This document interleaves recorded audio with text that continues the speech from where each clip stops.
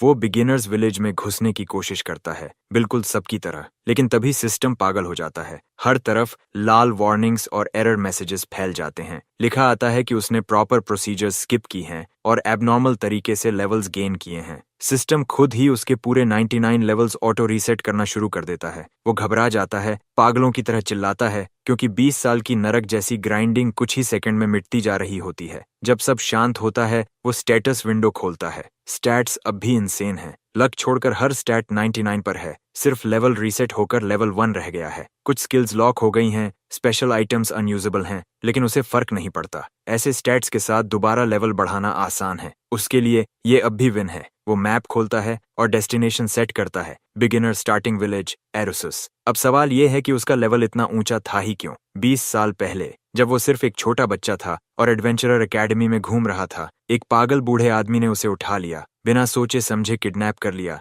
बस इसलिए कि उसे लगा बच्चा जीनियस है। वो बूढ़ा पावर का दीवाना था और बच्चे को अपना पर्सनल प्रोजेक्ट बना लिया। कोई दया नहीं, कोई आराम नहीं, रोज brutal soul crushing training, pushups, वो भी बूढ़ा उसकी पीठ पर बैठा हुआ, एंडलेस पनिशमेंट और लेवल्स ऑफ स्टैट्स पर लेक्चर्स। एक दिन हन बोल देता है कि दुनिया का टॉप रैंकर लेवल 89 है। बूढ़ा हंसता है और उसे पैथेटिक कह देता है। उसके लिए लेवल 99 से नीचे कोई मायने नहीं रखता। जब भी हान शक करता है, उसके सिर पर घूंसा पड़ता है और ट्रेनिंग और बढ़ जाती है। 10 साल बीत जाते हैं, फिर 20। हान उसी नर्क में बड़ा होता है, कभी समझ नहीं पाता कि वो कैरेक्टर डिलीट करके क्विट क्यों नहीं कर देता। आखिरकार बूढ़ा कहता है कि उसने सब सिखा दिया है और अब वो बिना पछतावे के मर सकता है। हान नकली फिलियल सन बनता है, उम्मीद करता है कि एनपीसी मरते वक्त कोई क्वेस्ट ट्रिगर हो। सच में ऐसा ही होता है। बूढ़ा उसे उसकी फेट से जुड़ा लोकेशन देता है, एक डरावनी ऑरा छोड़ता है और मर जाता है। इस तरह हान आखिरकार 20 साल की नाइटमेयर ट्रेनिंग से निकल पाता है। अब प्रेजेंट में रीसेट होकर लेवल 1 बनने के बाद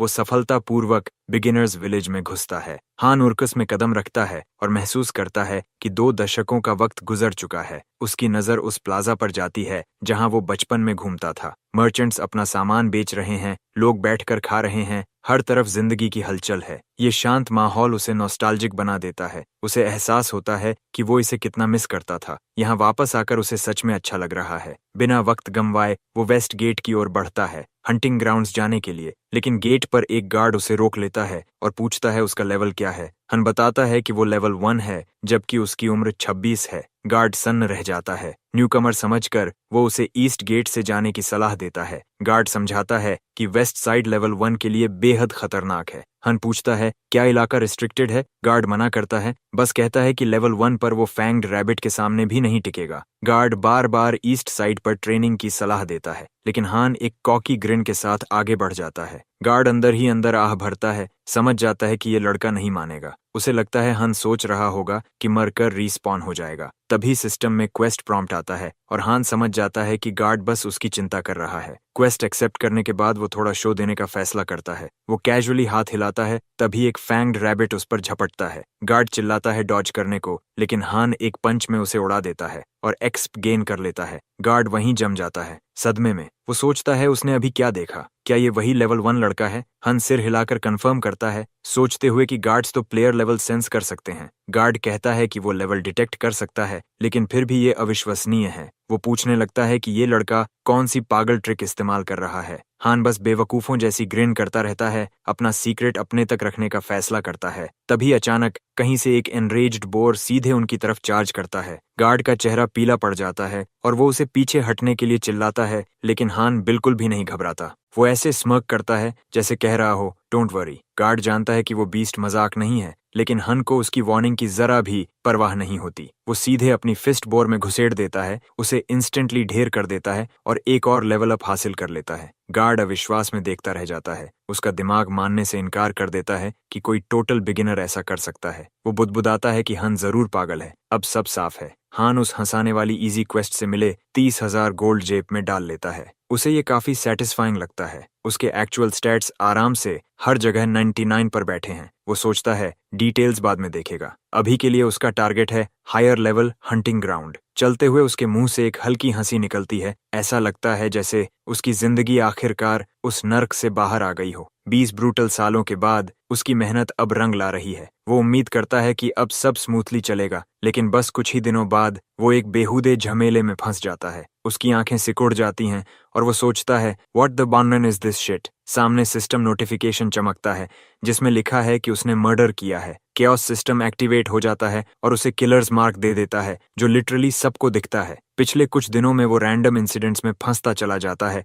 जो एंडलेस मिसअंडरस्टैंडिंग्स बन जाते हैं। अचानक एनपीसीज हर तरफ से निकलकर उस पर हमला करने लगते हैं। हर कोई उसे एक क्रिमिनल समझता है जिसके सिर पर मोटा बाउंटी है। तभी उसे समझ आता है ये सब उसकी -99 लक स्टैट की वजह से है। उसकी किस्मत इतनी घटिया है कि हर एनपीसी पूरे भरोसे के साथ मान लेता है कि वही कल्प्रिट है। एक एनपीसी पीछे से उस पर झपटता है। इंस्टिंक्ट से वो पलट कर वार करता है और उसे इंस्टेंटली मार देता है। उसे किसी को मारने का शौक नहीं है, वो बस अपनी जान बचा रहा है। लेकिन सिस्टम उसे मैक्स कैओटिक स्टेट में डाल देता है और ढेरों पेनल्टीज चिपका देता है। अब सिर्फ एनपीसीज ही नहीं, प्लेयर्स भी उसके पीछे पड़ जाते हैं। उसे चेस करते हुए चिल्लाते हैं, उसे गेट रॉक कहते हैं, एक इनफेमस सीरियल किलर। हान सड़कों पर दौड़ता है, समझ नहीं पाता कि उसे ऐसा क्यों बुलाया जा रहा है। कैओटिक यूजर को मारने पर हीरो स्टेटस मिलता है, इसलिए हर वॉनबी हीरो उसे मारना चाहता है। आखिरकार वो एक कोने में फंस जाता है। प्लेयर्स उसे घेर लेते हैं और कहते हैं सरेंडर कर दे, लेकिन वो हार मानने के बारे में सोचता भी नहीं। वो मुड़ता है, उसकी आंखें ठंडी और खतरनाक हैं। बिना वार्निंग एक मैसिव ब्लास्ट हवा चीरता है और सारे प्लेयर्स एक पल में मिट जाते हैं। उसे कोई गिल्ट नहीं होता, वो बस सरवाइव कर रहा है। उसके बाद वो छिप जाता है ताकि कोई उसे ट्रैक न कर सके। कम से कम उन इडियट्स की वजह से उसका लेवल बढ़ गया। 2 हफ्ते बाद जंगल के अंदर छिपकर वो मैक्स कैओटिक पेनल्टी स्टेटस देखता है। उसे कम से कम 1 साल तक लो रहना होगा। वो सोचता है अगर विलन बनना ही है तो आराम से जीने वाला विलन बनेगा। हीरो बनने का आइडिया वो सीधा फेंक देता है। तभी उसके दिमाग में एक ख्याल आता है। 20 साल की ब्रूटल सफरिंग के बाद सिस्टम उसे इसी कोरोमनास कनाड में फेंक देता है। वो पक्का मान लेता है ज़्यूस इसमें शामिल है। अगली सुबह वो एक अजीब नजारे के साथ उठता है। कई आदमी उसके सामने घुटनों पर बैठे हैं। तभी सिस्टम नोटिफिकेशन आता है, एसएसएस क्लास क्वेस्ट। सिस्टम बिना किसी सवाल के उसे स्काई डेविल का एब्सोल्यूट रूलर ऑफिशियली रिकॉग्नाइज कर लेता है। एसएसएस क्लास क्वेस्ट्स इंसानों को पता सभी क्वेस्ट्स में सबसे ऊपर होते हैं। ओलंपस के 200 साल के इतिहास में ये सिर्फ 3 बार ही सामने आए हैं। इतने बड़े स्टेक्स के साथ ये तय है कि एसएसएस क्लास क्वेस्ट की मेन स्टोरी लाइन हमेशा नेशनल लेवल या उससे भी ऊपर अनफोल्ड होती है। हान हिचकिचाता है, सोचता है कि आखिर ये उसे ही क्यों मिला। जब वो देखता है कि हर एनपीसी ऐसे झुक रहा है जैसे वो उसकी पूरी जिंदगी से इंतजार कर रहे हों, तब उसे समझ आता है कि वो एक कहीं ज्यादा बड़ी कहानी में फंस चुका है। एक ऐसी कहानी जिसे ज़्यूस पिछले पूरे 20 साल से चुपचाप उसके इर्द गिर्द बुन रहा था। हान कोई हिस्ट्री पढ़ना शुरू करता है जिसमें 7000 साल के केओस का जिक्र है। वॉर के खत्म होने के बाद हार्मनी लौटी और दुनिया 3 फोर्सेस में बंट गई। उनमें सबसे नोटोरियस थी सेंटेनिया, जिसका एब्सोल्यूट रूलर ग्रासिया मेंटोस था। उसकी 14 पत्नियां थीं। 7वीं पत्नी से एक बेटा पैदा हुआ जिसने आगे चलकर खुद भी एक बेटे को जन्म दिया। यही कहानी पीढ़ी दर पीढ़ी चलती रही। एल्डर्स को अपने सामने सिर झुकाए देख हंस समझ जाता है कि वो इसे स्किप नहीं कर सकता। ऐसा करना डिसरिस्पेक्टफुल लगेगा, इसलिए वो पढ़ता रहता है। उसे उस दौर के सुप्रीम रूलर चेरा के बारे में पता चलता है जो धीरे धीरे सत्ता पर काबिज हुआ। चेरा ने डेविल का ब्लड लिया था और वो सबसे ज्यादा ताकतवर और निर्दयी बन चुका था। लिखा था कि दुनिया के सारे हीरोज उससे डरते थे, लेकिन एक रिबेलियन के दौरान उसे हनी ट्रैप से हराया गया। मारा नहीं गया, बस पराजित किया गया। उसके बाद शीरा एक गुफा में चला गया और अपनी ताकत वापस पाने लगा। तभी हान को एहसास होता है कि उसका अपना पुराना मास्टर इसी शीरा का डायरेक्ट डिसेंडेंट है। सिस्टम उसे गाइड करता रहता है, क्वेस्ट पूरा करने के स्टेप्स दिखाता है। हान सोचता है कि उसे सोल की तरफ जाना चाहिए। वो एल्डर्स की तरफ मुड़कर पूछता है कि क्या वो सच में स्काईविल एल्डर्स हैं। उनका लीडर अपना सिर जमीन पर पटक देता है और कहता है कि हाँ, वो स्काईविल एल्डर्स हैं और हान द्वारा पहचान लिए जाने पर धन्यवाद देता है। लेकिन सच ये है कि हन बस इस रिडिकुलस क्वेस्ट से पीछा छुड़ाना चाहता है। उसने इन लोगों के बारे में कभी सुना तक नहीं। हान झूठ बोलता है कि उसके टीचर ने बताया था कि उसे स्काईविल एल्डर्स को लीड करना है और पूरे कॉन्टिनेंट में पुराने स्काईविल की ग्लोरी वापस लानी है। एल्डर्स रोने लगते हैं, खुशी में सिर झुकाते हैं। हान समझ जाता है कि ये 7 एल्डर्स अब पूरी तरह उसके लॉयल हो चुके हैं। वो उनमें से एक को आगे आने का आदेश देता है। वो एल्डर उठकर बताता है कि उसने उन सारे इंसेक्ट लाइक बास्टर्ड्स को पहले ही खत्म कर दिया है जो हान को मारने के लिए आसपास घात लगाए बैठे थे। जैसे ही हान एल्डर्स के साथ जुड़ता है, उसका शरीर चमक उठता है और वो इंस्टेंटली लेवल 9 पर पहुंच जाता है। हान सोचने लगता है कि ये एल्डर्स पहले कितने खतरनाक एनिमीज से लड़ चुके होंगे। वो एक एल्डर से उसका नाम पूछता है। बूढ़ा जवाब देता है कि उसका नाम लक्सो है और वो फर्स्ट एल्डर है। हान कहता है कि उन्हें कुछ करना है। लुक्सो झुककर आदेश मांगता है। हान बताता है कि वो अभी एक स्पेशल रिस्ट्रिक्शन से बंधा हुआ है। भले ही उसने मास्टर की सलाह मानी हो, लेकिन वो मास्टर की स्किल्स इस्तेमाल नहीं कर सकता। उसका दिमाग सब याद रखता है, लेकिन शरीर साथ नहीं देता। एल्डर सिर हिलाता है, कहता है कि उसे इसका अंदाजा था। हन सबको भरोसा दिलाता है। वो कहता है कि वो एब्सोल्यूट रूलर है और एल्डर्स को उस जगह ले जाएगा जहां सूरज चमकता है। बूढ़े लोग खुद को तैयार करने लगते हैं और हान को अपना लॉर्ड बुलाते हैं। सिस्टम नोटिफाई करता है कि स्काई डेविल की लॉयल्टी बढ़ गई है। हन ग्रिन करता है और डेस्टिनेशन की ओर बढ़ने का फैसला करता है। गेम के बाहर रियल वर्ल्ड में हन कॉफी लेने किचन जाता है और अपनी बहन हन सी से टकरा जाता है। हन सी बताती है कि उसकी अलायंस ने इस बार अच्छा क्वेस्ट पूरा किया है, लेकिन सेंटेनिया के आउटस्कर्ट्स में गेट रॉक नाम का एक सीरियल किलर घूम रहा है। हन अनजान बनने का नाटक करता है, जबकि वही किलर है। उसकी बहन बताती है कि वो किलर ड्यूअल पिस्टल्स इस्तेमाल करता है और लेवल 40 के आसपास है। सुना है वो अकेले ही 7 मेंबर पार्टी को हरा सकता है। वो कहती है कि अगर कोई उसे पकड़ ले तो रिवॉर्ड 3 मिलियन गोल्ड है। हान को ये अजीब लगता है। उसे याद है कि एक्चुअल बाउंटी 100 मिलियन है। जब वो पूछता है तो हंसी शर्मिंदा होकर कहती है कि उसकी यूनियन उन्हें कई पर्क्स देती है, लेकिन हान मन ही मन सोचता है कि ये पूरी तरह ट्रैश है। वो और उसके दोस्त सारा हार्ड वर्क करते हैं। उसकी बहन हंसकर टाल देती है और कहती है कि अगर उसे कभी वो रिवॉर्ड मिला तो वो हान को बारबेक्यू खिलाएगी। हान उसे थैंक्स कहता है और दोबारा लॉग इन करने का फैसला करता है। ओलंपस में वापस लक्सो उसे बताता है कि कोई उनका पीछा कर रहा है। हान कहता है पहले पता लगाना चाहिए कि वो कौन है। वो इन गेम अपनी बहन को टेक्स्ट करने की कोशिश करता है, लेकिन वो बिल्कुल अलग कॉन्टिनेंट में है, इसलिए मैसेज नहीं जाता। इससे वो बाहर हो जाती है। तभी अचानक हान के पीछे एक शैडो सरकती है। सामने असली गेट रॉक खड़ा होता है, जो हान को इम्पर्सनेटर बास्टर्ड कहकर गालियां देने लगता है। पहले हान कंफ्यूज्ड होता है, लेकिन जैसे ही वो उसके हाथों में 2 पिस्टल्स देखता है, उसे समझ आ जाता है कि ये वही नोटोरियस वांटेड क्रिमिनल है। वो आदमी हान पर आग बबूला है और कहता है कि उसकी नकल करने की कीमत उसे अपनी जान से चुकानी पड़ेगी। हन मन ही मन खुश होता है कि उसे इस गाय के बारे में पहले ही अपनी बहन से पता चल गया था। भले ही उसके स्टैट्स अच्छे हों, लेकिन सामने वाला अब भी लेवल 40 है। हन सोचता है कि 30 लेवल गैप वाले एनिमी से लड़ने पर क्या होगा। उसके चेहरे पर एक खतरनाक स्माइल आ जाती है और उसे याद आता है कि वो अकेला नहीं है। वो लुक्सो फर्स्ट एल्डर को बुलाता है और लुक्सो पल भर में सामने आ जाता है। क्रिमिनल सन्न रह जाता है। उसे समझ नहीं आता कि ये बूढ़ा आया कहां से और वो उसे डिटेक्ट तक नहीं कर पाया। हन काल्मली किल का कमांड देता है। गेट रॉक पूरे कॉन्फिडेंस में कहता है कि वो दोनों को मार देगा, लेकिन लक्सो इतना तेज है कि वो वहीं गायब हो जाता है। इससे पहले कि गेट रॉक कुछ समझ पाए, उसका सिर जमीन पर गिर चुका होता है। लक्सो शांति से अपनी तलवार म्यान में डालता है और हान वहीं खड़ा रह जाता है, पूरी तरह शॉक्ड। हान को याद आता है कि गेट रॉक को कम से कम लेवल 40 माना जाता था। अब वो सोच रहा है, क्या लक्सो इतना ज्यादा पावरफुल है या क्रिमिनल उतना मजबूत नहीं था जितना उसने सोचा था। हान को थोड़ी शर्म महसूस होती है कि वो लक्सो की मूवमेंट देख तक नहीं पाया, लेकिन उसे भरोसा है कि अगर उसकी आई साइट स्किल्स होती तो वो मैनीफ्लो पढ़ सकता था। बूढ़ा आदमी उसे क्रिमिनल का कटा हुआ सिर देता है और सिस्टम उसे एक्सपीरियंस पॉइंट्स के साथ पूरा 100 मिलियन गोल्ड रिवॉर्ड देता है। इनफेमस सीरियल किलर को खत्म करने का रिवॉर्ड। हन एल्डर की तारीफ करता है और सोचता है कि चीजें कितनी बदल चुकी हैं। कुछ समय पहले तक वो मैक्स केओटिक होने की वजह से जॉब तक नहीं ले पाता था। हन अब एक परफेक्ट परफॉर्मेंस देने का मन बना लेता है। सिस्टम जो भी सिनारियो या क्वेस्ट उसके सामने फेंकेगा, वो पूरी ताकत से निभाएगा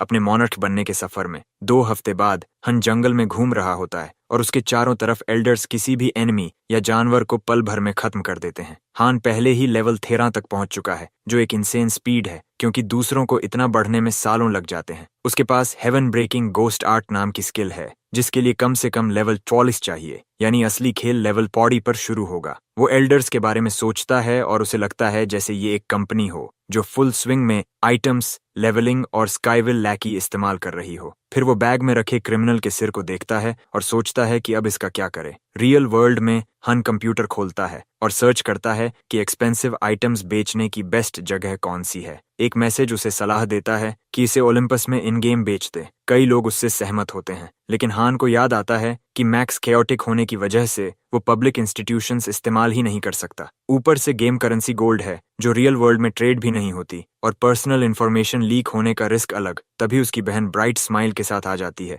हन सोचता है कि वो बिल्कुल सही टाइम पर आई है। वो पूछती है क्या उसे पॉकेट मनी चाहिए। हान थोड़ी शर्म से मना करता है और पूछता है कि अगर वो उसे क्रिमिनल का सिर दे दे तो वो क्या करेगी। पहले वो कंफ्यूज्ड होती है, फिर हंसने लगती है। वो मजाक में कहती है कि अगर सच में उसके पास सिर है तो हैमबर्गर खरीद ले और एक उसके लिए भी। हन गंभीर हो जाता है और कहता है कि 50-50 करेंगे। उसकी बहन अब भी कंफ्यूज्ड है कि वो इतना सीरियस क्यों है। सिया याद दिलाती है कि गेट रॉक लिटरली लेवल 40 है। उसे यकीन नहीं होता कि हान उसे मार सकता है, खासकर जब उसने सुना है कि हान अपनी शिटी ट्रेनिंग की वजह से कहीं जा भी नहीं सकता। लेकिन हान कहता है कि वो कुछ दिन पहले ही भाग निकला था और सच कहे तो उसने क्रिमिनल को पहले ही खत्म कर दिया है। ये सुनकर उसकी बहन पूरी तरह शॉक्ड रह जाती है। वो उसे याद दिलाती है कि क्रिमिनल का लेवल 44 था, फिर वो उसे मार कैसे पाया। हन शर्मिंदगी से हंसता है और कहता है कि क्रिमिनल तो बस उसे हिट करते ही मर गया, क्योंकि उसका एस्टिमेटेड लेवल खुद 99 है। वो अपनी बहन को याद दिलाता है कि उसने 10 साल पहले उसे स्क्रीनशॉट भेजा था। उसे याद आता है कि उसके भाई ने खुद को लेवल 99 बताया था।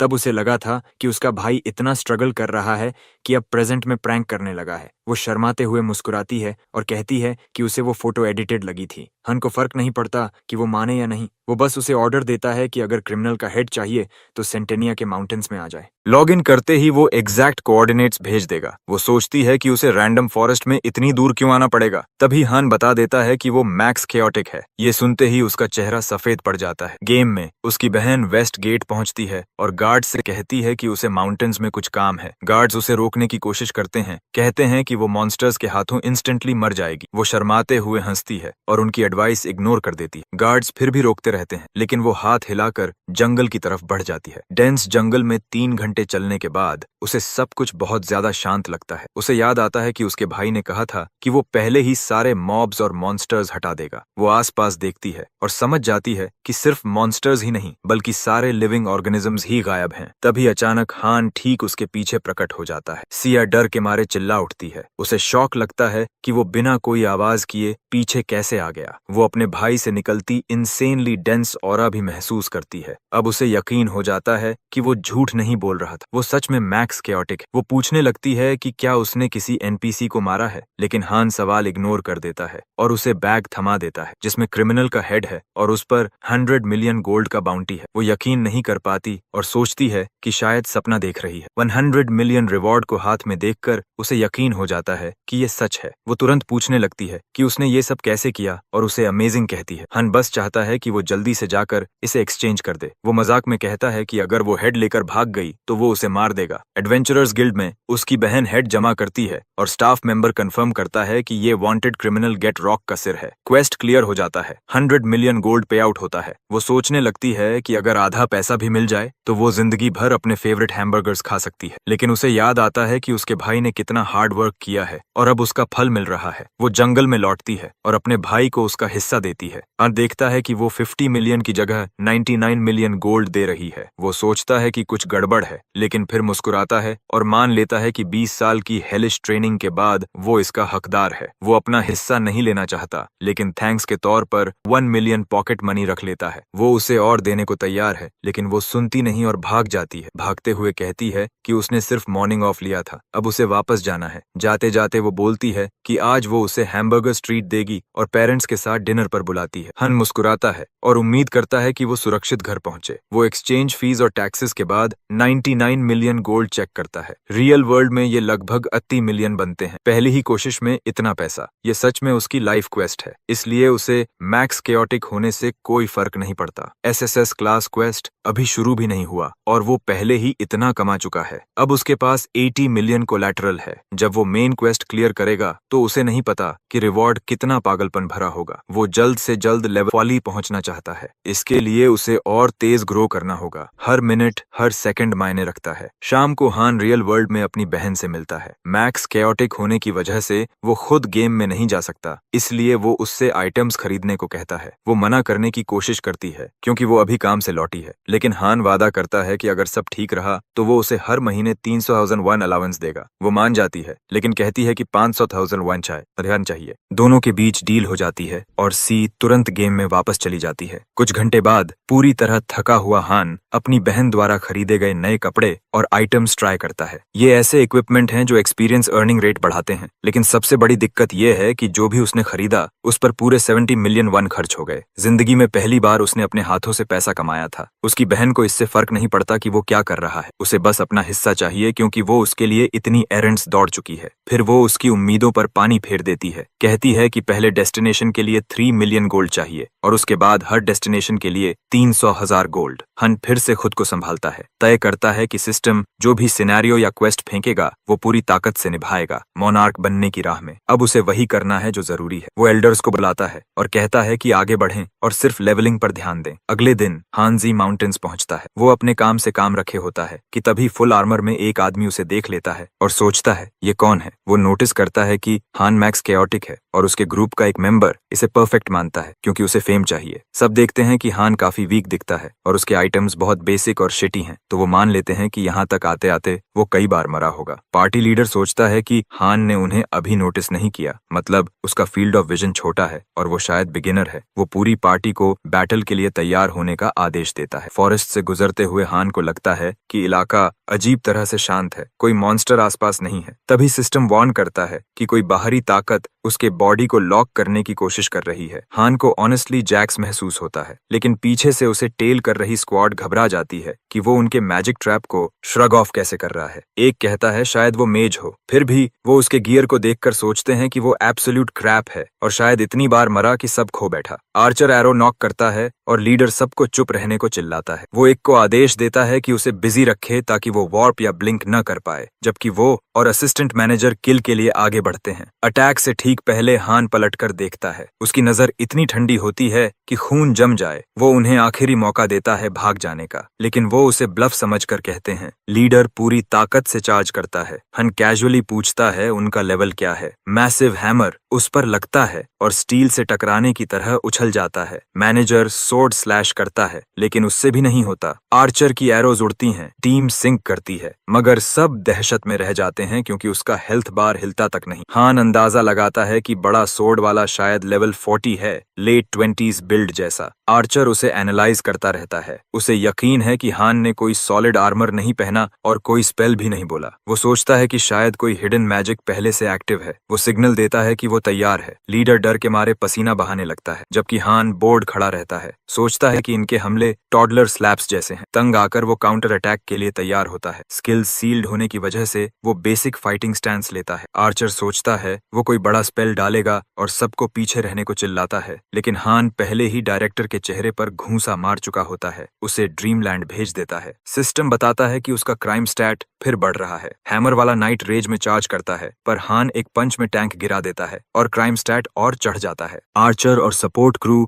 वहीं बेवकूफों की तरह खड़े रह जाते हैं। उन्हें समझ आता है कि उन्हें बफ्स लगाने का मौका तक नहीं मिला। लीडर और मैनेजर चिल्लाते हैं कि सबको अपनी जान बचाकर भागना चाहिए क्योंकि ये फाइट उनकी लीग से बहुत बाहर है। आर्चर भी पीछे हटने लगता है। उसे एहसास हो जाता है कि उन्होंने एक ऐसे मॉन्स्टर से पंगा ले लिया है जो कोई एवरेज मेज नहीं है, लेकिन भागने से पहले ही हान अचानक उसके ठीक पीछे आ जाता है, एक गोस्ट की तरह। आर्चर का दिमाग हैंग हो जाता है कि ये इतनी तेजी से कैसे हिला। हान दांत दिखाते हुए एक खतरनाक ग्रिन देता है, याद दिलाता है कि फाइट उन्होंने चुनी थी और अब वो कायरों की तरह भाग रहे हैं। आर्चर को अचानक समझ आता है कि हान ने ब्लिंक स्किल अब तक बचाकर रखी थी, उन्हें चिढ़ाने के लिए। ऐसा मूवमेंट सिर्फ एक ही टाइप का प्लेयर कर सकता है, हाई लेवल मेले फोकस्ड बैटल विजर्ड, लेवल 60 से ऊपर का हंटर रूफनडाल जैसा। हान ने उनकी ऐसी कुटाई की कि अंत तक वो खुद लेवल 16 पर पहुंच चुका था। सबको जमीन पर रगड़ने के बाद वो उनकी जान बख्श देता है। सिस्टम तुरंत नोटिफाई करता है कि उसकी मर्सी की वजह से एल्डर्स के साथ लॉयल्टी बढ़ गई है। उसे चरिज्मा नाम की नई स्किल अनलॉक होती है। उसे नहीं पता चरिज्मा करती क्या है, लेकिन नाम फैंसी है तो वो ज्यादा सोचता नहीं। अचानक लक्सो उसके पीछे आ जाता है और कहता है कि उसे कुछ दिखाना है। उम्मीद है वो आदेश मानेगा। 7 दिन की टॉर्चर जैसी यात्रा के बाद हान आखिरकार स्काईविल हाइडआउट पहुंचता है। भूख और थकान से आधा मरा हुआ, मन ही मन गालियां देता हुआ कि ये जगह इतनी दूर क्यों है। उसे याद आता है कि कैसे वो इसमें फंसा। एक पल वो चिल कर रहा था, अगले ही पल एक एल्डर उसे खींच लाया, डेजर्ट के बीच पोर्टल खोलकर एडवेंचरर्स कॉलम की कुछ बकवास बोलते हुए। उसे लगा था वॉकिंग से स्टेप अप पॉइंट्स मिलेंगे, लेकिन उसे पूरे हफ्ते चलना पड़ेगा, ये नहीं सोचा था। जब एल्डर बताता है कि विलेज आगे है, हान के दिल में उम्मीद जगती है। वो मन ही मन खाना मांगता है, लेकिन जैसे ही वो गंदे आधे ढहे विलेज को देखता है, उसका दिल बैठ जाता है। उसे लगता है कि उसका मास्टर शायद इस जगह को बुरी तरह स्क्रू कर गया है। लोकल्स भुखमरी से चलते फिरते लाशों जैसे दिखते हैं,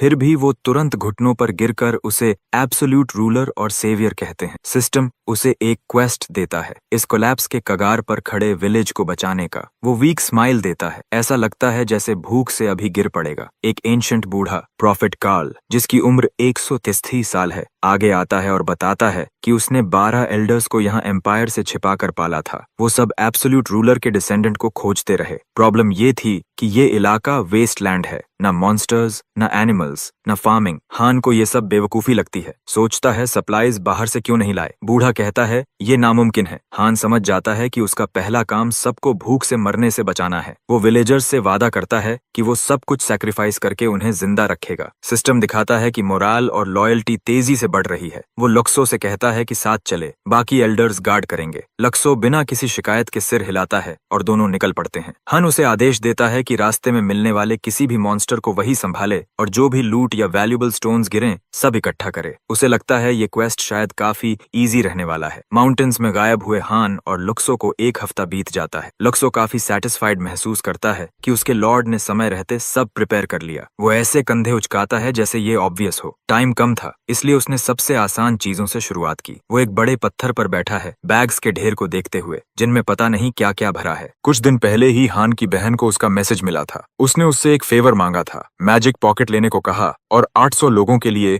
इनफ पॉरेज अरेंज करके माउंटेन्स तक लाने को बोला। मैसेज पढ़ते ही वो ऑलमोस्ट चोक कर गई। सोचती रही कि आखिर 800 लोगों के लिए पॉरेज क्यों चाहिए। हान ने फूड प्लान पहले से उसी के जरिए सेट कर दिया था। जब वो माउंटेन्स पहुंचती है, तब भी उसके दिमाग में यही चिल्ला रहा होता है कि उसका भाई आखिर कर क्या रहा है। हान पेमेंट के तौर पर उसे एक ब्लू स्टोन फेंकता है। वो पूरी तरह स्टन्ड रह जाती है। उसका दिमाग घूमने लगता है कि शायद किसी बड़े स्पॉन्सर या सीक्रेट ग्रुप का पैसा होगा, लेकिन हान साफ कह देता है, नो स्पॉन्सर, बस इसे बेच देना और 10% अपने पास रख लेना। उसका चेहरा एकदम सफेद पड़ जाता है। फिर भी वो खुद को समझाती है कि ये बस डम्ब लक है। उसके भाई के लिए ये सब अकेले करना पॉसिबल नहीं हो सकता। हान उससे ये भी कहता है कि स्टोन बेचकर जो पैसे मिले उनसे लौटते वक्त 3 रैप्ड पोर्टल्स खरीद ले। उसका प्लान है माउंटेन से सीधे स्काई डेविल हाइडआउट और स्काई डेविल विलेज तक रोड कनेक्ट करना। जो रास्ता पहले पूरे एक हफ्ते लेता था, वो बहुत कम हो जाएगा। हन इसे फ्लॉलेस कहता है। हालांकि एक साथ 3 रैप्स पर पैसा उड़ाते वक्त उसका दिल ऑलमोस्ट रो पड़ता है। उधर विलेज में 12th एल्डर एर्दा सोच रहा होता है कि हान ने उन्हें गोस्ट कर दिया है, उन्हें सड़ने के लिए छोड़ दिया है। एर्दा को लगता है कि अब ये लड़का बस लौटकर सबको झुकाने की उम्मीद कर रहा है, सिर्फ सक्सेसर होने के नाम पर। हाँ, फर्स्ट एल्डर लक्सो तो बिना सोचे उसके लिए मरने को तैयार है, लेकिन एर्दा जानता है कि सारे एल्डर्स ऐसे नहीं हैं। अगर हान ने विलेज के साथ जरा सा भी खेल किया या एक भी झूठ बोला, तो एर्दा उसे मिटाने का पूरा बहाना बना लेगा। आखिरकार हान लौटता है। विलेजर्स पागल हो जाते हैं, चिल्लाते हैं कि एब्सोल्यूट रूलर ढेर सारा सामान लेकर वापस आ गया है। एर्दा बाहर आता है और पॉरेज का ढेर देखकर उसकी आंखें फैल जाती हैं। हन ग्रिन करता है और कहता है कि वो उन्हें मिल्क और हनी भी देना चाहता था, लेकिन भूख के बाद ऑयली खाना खतरनाक हो सकता है, इसलिए अभी पॉरेज ही ठाते हैं। ठीक है। विलेजर्स राहत की सांस लेते हैं और एब्सोल्यूट ग्रेट रूलर के नारे लगाने लगते हैं। उसकी रेपुटेशन और ऊपर चली जाती है। सब सोचने लगते हैं कि ऐसा कुछ भी नहीं जो ये आदमी नहीं कर सकता। हन मन ही मन विकेट ग्रिन करता है। वो एल्डर्स में से एक को लक्सो के साथ फूड डिस्ट्रीब्यूट करने भेज देता है और खुद अंदर चला जाता है। उसे पता है कि सिर्फ खाना काफी नहीं, कपड़े और शेल्टर भी चाहिए, लेकिन अभी फूड और डिफेंस प्रायोरिटी है। तभी दरवाजे पर नॉक होती है। एर्दा अंदर आता है और घुटनों पर गिरकर लॉयल्टी की कमी के लिए माफी मांगता है। हान उसे शांत करता है, कहता है लिमिट्स अभी भी हैं, शक करना गलत नहीं था। अब वो चाहता है कि एर्दा उस पर भरोसा करे। बदले में वो उस ट्रस्ट को 10 गुना लौटाने का वादा करता है। ये सुनकर एर्दा और जोर से रोने लगता है और इसी के साथ हान को ऑफिशियली 12th एल्डर की रिकॉग्निशन मिल जाती है। लेकिन दिल ही दिल में हान सोच रहा होता है कि ये आदमी पूरा बेवकूफ है। इसी बीच हान लेवल 19 पर पहुंच चुका होता है और उसके पास काफी स्टेप अप पॉइंट्स जमा हो जाते हैं। वो कहीं जाकर अपनी नई ताकत टेस्ट करने का प्लान बनाता है। उसे लुक्सो की चेतावनी याद आती है कि अभी लो प्रोफाइल रखना जरूरी है ताकि एम्पायर को शक शक न हो। बाकी एल्डर्स ने भी यही कहा था। फिर भी वो सोचता है कि अगर पार्टनर चाहिए तो एरदा सबसे सही रहेगा, क्योंकि उसकी स्टेल्थ स्किल्स टॉप टियर है। माउंटेन्स में चलते हुए उन्हें एक वाइल्ड बेयर मिलता है। हन पल भर को रुकता है। उसने ऐसा बेयर पहले नहीं देखा, शायद जायंट बेयर या कोई होगा। एरदा तलवार खींच लेता है, लेकिन हान उसे रोक देता है। उसे याद है कि जायंट बेयर्स आमतौर पर लेवल 40 के आसपास होते हैं। नॉर्मली 5 या 6 लोगों की स्क्वाड चाहिए होती है, लेकिन वो तो पूरे स्क्वाड अकेले निपटाने वाला आदमी है। इसलिए वो बेयर को भी सोलो करने का फैसला करता है। बेयर उसे देखता है और चार्ज करता है। हन उछलता है और जोरदार पंच के साथ नीचे गिरता है। बेयर को एक ही वार में छपटा कर देता है। वो इसे इजी मनी कहता है। 20,000 गोल्ड और थोड़े से एक्सपी पॉइंट्स मिलते हैं। एरदा, जो सब चुपचाप देख रहा था, अब उस पर और भरोसा करने लगता है। बेयर के मलबे को देखते हुए हान सोचता है, क्या बेयर ही पैथेटिक था या वो खुद ही बहुत ज्यादा स्ट्रांग हो चुका है। जो भी हो, वो एरदा को आगे बढ़ने का आदेश देता है। अब आंटियम डंजन जाने का समय है। कुछ दिनों बाद वो डंजन के गेट पर पहुंचते हैं। एरदा अंदर कई प्रेजेंसेस महसूस करता है। हान नोट करता है। उसे याद है कि आंटियम डंजन विलेज ऑफ बिगिनिंग में है। उर्कुस के पास एक लो टियर डंजन। डिफिकल्टी ठीक ठाक है और क्लियर करने पर स्टेप अप पॉइंट्स मिलते हैं। इसलिए एकेडमी स्टूडेंट्स और ग्रेट यूनियन इंस्ट्रक्टर्स यहाँ ग्राइंड करते हैं। हन स्मर्क करता है। जायंट बेयर को एक हिट में गिराने की याद उसे हंसा देती है। वो सोचने लगता है कि ये ग्रेट यूनियन इंस्ट्रक्टर्स असल में उसके सामने कितने स्ट्रांग होंगे। वो एरदा से कहता है कि चुपचाप स्टेल्थ में उसके पीछे रहे। डंजन के सेफ जोन में एक स्टूडेंट कहता है कि ये उसकी दूसरी रन है और वो अभी भी ब्रिक्स हो रहा है। अपने दोस्त से बात करते हुए कहता है कि बस इस बार क्लियर हो जाए। तभी दोनों की नजर हान पर पड़ती है, इनफेमस मैक्सल चेयोटिक पर। पैनिक फैल जाता है और वो अपने इंस्ट्रक्टर को ढूंढने भागते हैं, मन ही मन दुआ करते हुए कि वो उन्हें बचा ले। तभी एक स्मग बास्टर्ड सामने आता है। हान को ऐसे घूरता है जैसे वो कोई फियरलेस इडियट हो। इससे पहले मॉन्स्टर्स मारते हुए हान ने एक बात नोटिस की थी। जब वो खुद किल करता है तो कोई लूट ड्रॉप ही नहीं होता।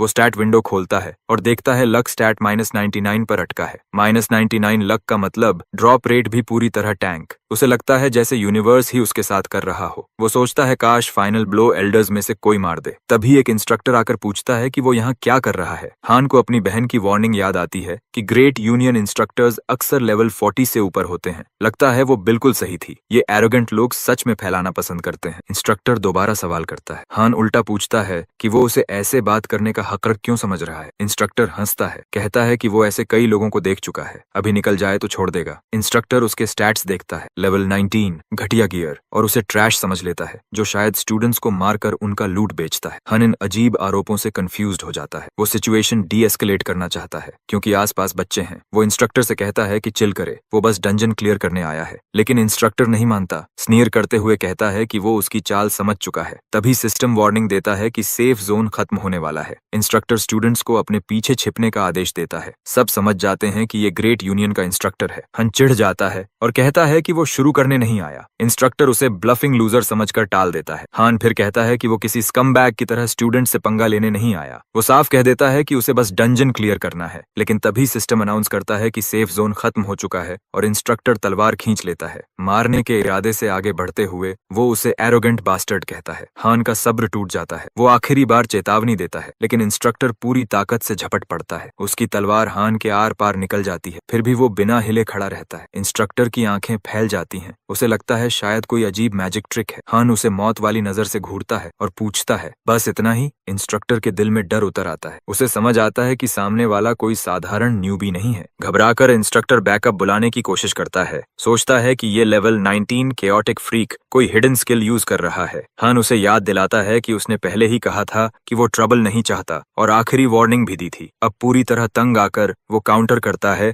और इंस्ट्रक्टर के पेट में जोरदार पंच मारता है। इंस्ट्रक्टर शॉक में डूब जाता है। उसने अपनी ब्लेड टैंक कर ली और नंगे हाथों से पलटवार किया। वो मदद के लिए बोलने ही वाला होता है कि अचानक तेज रोशनी का एक धमाका पूरे इलाके को निगल लेता है। उसी एक मूव में हान उसे खत्म कर देता है। स्टूडेंट्स सिमट कर खड़े रहते हैं, देखते हैं कि सब जिंदा हैं या नहीं। हान उन्हें घूरता है, जैसे पूछ रहा हो कि क्या वो भी लड़ना चाहते हैं। सब सिर जोर जोर से हिलाते हैं। हान स्मर्क करता है और कहता है कि यही सही है। फिर उन्हें सलाह देता है कि अपने क्वेस्ट्स ठीक से करें और ढंग के इंसान बने। थोड़ी देर बाद वो अपने एक्शंस पर सोचने लगता है। वो बच्चों को नुकसान नहीं पहुंचाना चाहता था। आगे देखते ही उसे एक डिफेंसिव फोर्ट्रेस दिखता है जिसके चारों तरफ हथियार पकड़े स्केलेटन सोल्जर्स हैं। उसे समझ आता है कि ये डंजन का बीच वाला फोर्ट्रेस है। गाइड बुक की बात याद करके वो जानता है कि आगे बढ़ने से पहले इसे तोड़ना जरूरी है। लूट वैसे भी नहीं मिल रहा, इसलिए वो स्केलेटन्स पर वक्त बर्बाद नहीं करता। उनकी मर्डरस नजरों को इग्नोर करते हुए वो सीधे फोर्ट्रेस की तरफ दौड़ पड़ता है। सिस्टम लगातार वार्निंग्स चिल्लाता है कि मॉन्स्टर्स कितने गुस्से में हैं और उसे कितना नुकसान होगा। हान को कोई फर्क नहीं पड़ता।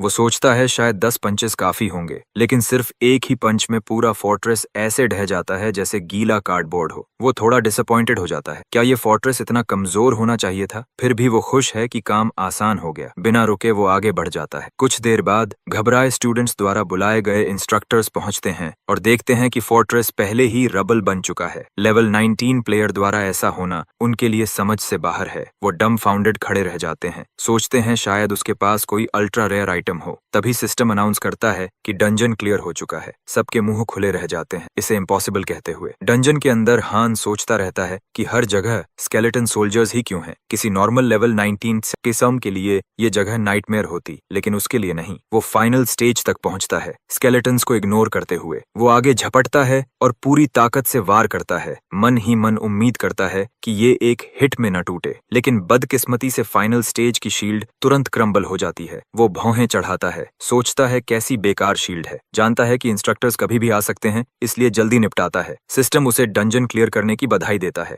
हंस नॉट करता है, सोचता है कि ये बस एक पैथेटिक लो लेवल डंजन था। वो मिले हुए पॉइंट्स स्पेंड करता है और आखिरकार लेवल 20 पर पहुंच जाता है। अब वो फील्ड ऑफ डार्कनेस जाने के लिए तैयार है। उसे लगता है इंस्ट्रक्टर्स उसका पीछा जरूर करेंगे, लेकिन अजीब बात है कि अभी तक कोई नहीं आया। वो अंदाजा लगाता है कि शायद वो डंजन एंट्रेंस के पास ही कैंप कर रहे होंगे। बाहर कदम रखते ही उसकी आंखें फैल जाती हैं। सामने इंस्ट्रक्टर्स की पूरी आर्मी खड़ी है, जितनी उसने सोची भी नहीं थी। उनमें से एक चिल्लाकर एनिमी फोर्सेस के लीडर को सामने आने को कहता है। हन खाली नजर से इधर उधर देखता है और सोचता है कि वो तो यहाँ अकेला खड़ा है, तो ये लोग आखिर किस पर चिल्ला रहे हैं। वो बगल में खड़े एल्डर से पूछता है कि कहीं उसने गलती से स्टेल्थ तो ऑफ नहीं कर दी। एल्डर मना कर देता है। तभी एक इंस्ट्रक्टर शांति से बोलता है कि वो समझता है हान क्या चाहता है और उम्मीद करता है कि आज बेकार की लड़ाई न हो। उसका लॉजिकल रवैया टेंशन कम करना चाहता है, लेकिन हान को ये चिढ़ाने लगता है क्योंकि वो तो इंस्ट्रक्टर से टकराने के मूड में था। उन्हें यूं बिहेव करते देख उसे कुछ अजीब लगता है। वो समझ जाता है कि अगर यहाँ सच में लड़ाई छिड़ी तो कुछ स्टूडेंट्स जरूर मरेंगे, और सच कहें तो पावरलेस बच्चों को मारना उसकी चीज नहीं है। इंस्ट्रक्टर कहता है कि वो इस बार उसे जाने देगा, ये मानते हुए कि हान भी अपनी जिंदगी बेवजह फेंकना नहीं चाहेगा। हान साथ देता है और कहता है कि वो समझता है, वैसे भी उसने लड़ने का प्लान नहीं बनाया था, और याद दिलाता है कि उसने पहले वाले इंस्ट्रक्टर को भी छेड़ने से मना किया था। बिना एक पल गंवाए वो सीधा उनके बीच से निकल जाता है। उसके लिए अभी प्रायोरिटी फील्ड ऑफ डार्कनेस पहुंचना है ताकि बाद में प्लेयर्स का शिकार कर सके। इंस्ट्रक्टर राहत की सांस लेता है। उसका पार्टनर भी चुपचाप शुक्रगुजार होता है कि बिना किसी को मारे मामला सुलझ गया। इंस्ट्रक्टर जुर्गल इसे हल्के में टाल देता है। पहले ही उसे पता चल गया था कि जो इंस्ट्रक्टर हान से भिड़ा था उसकी वजह से कुछ बेगुनाह स्टूडेंट्स मारे गए। हान ने डंजन को इनसेन स्पीड से क्लियर किया था, शायद इसलिए कि सबको दिखा सके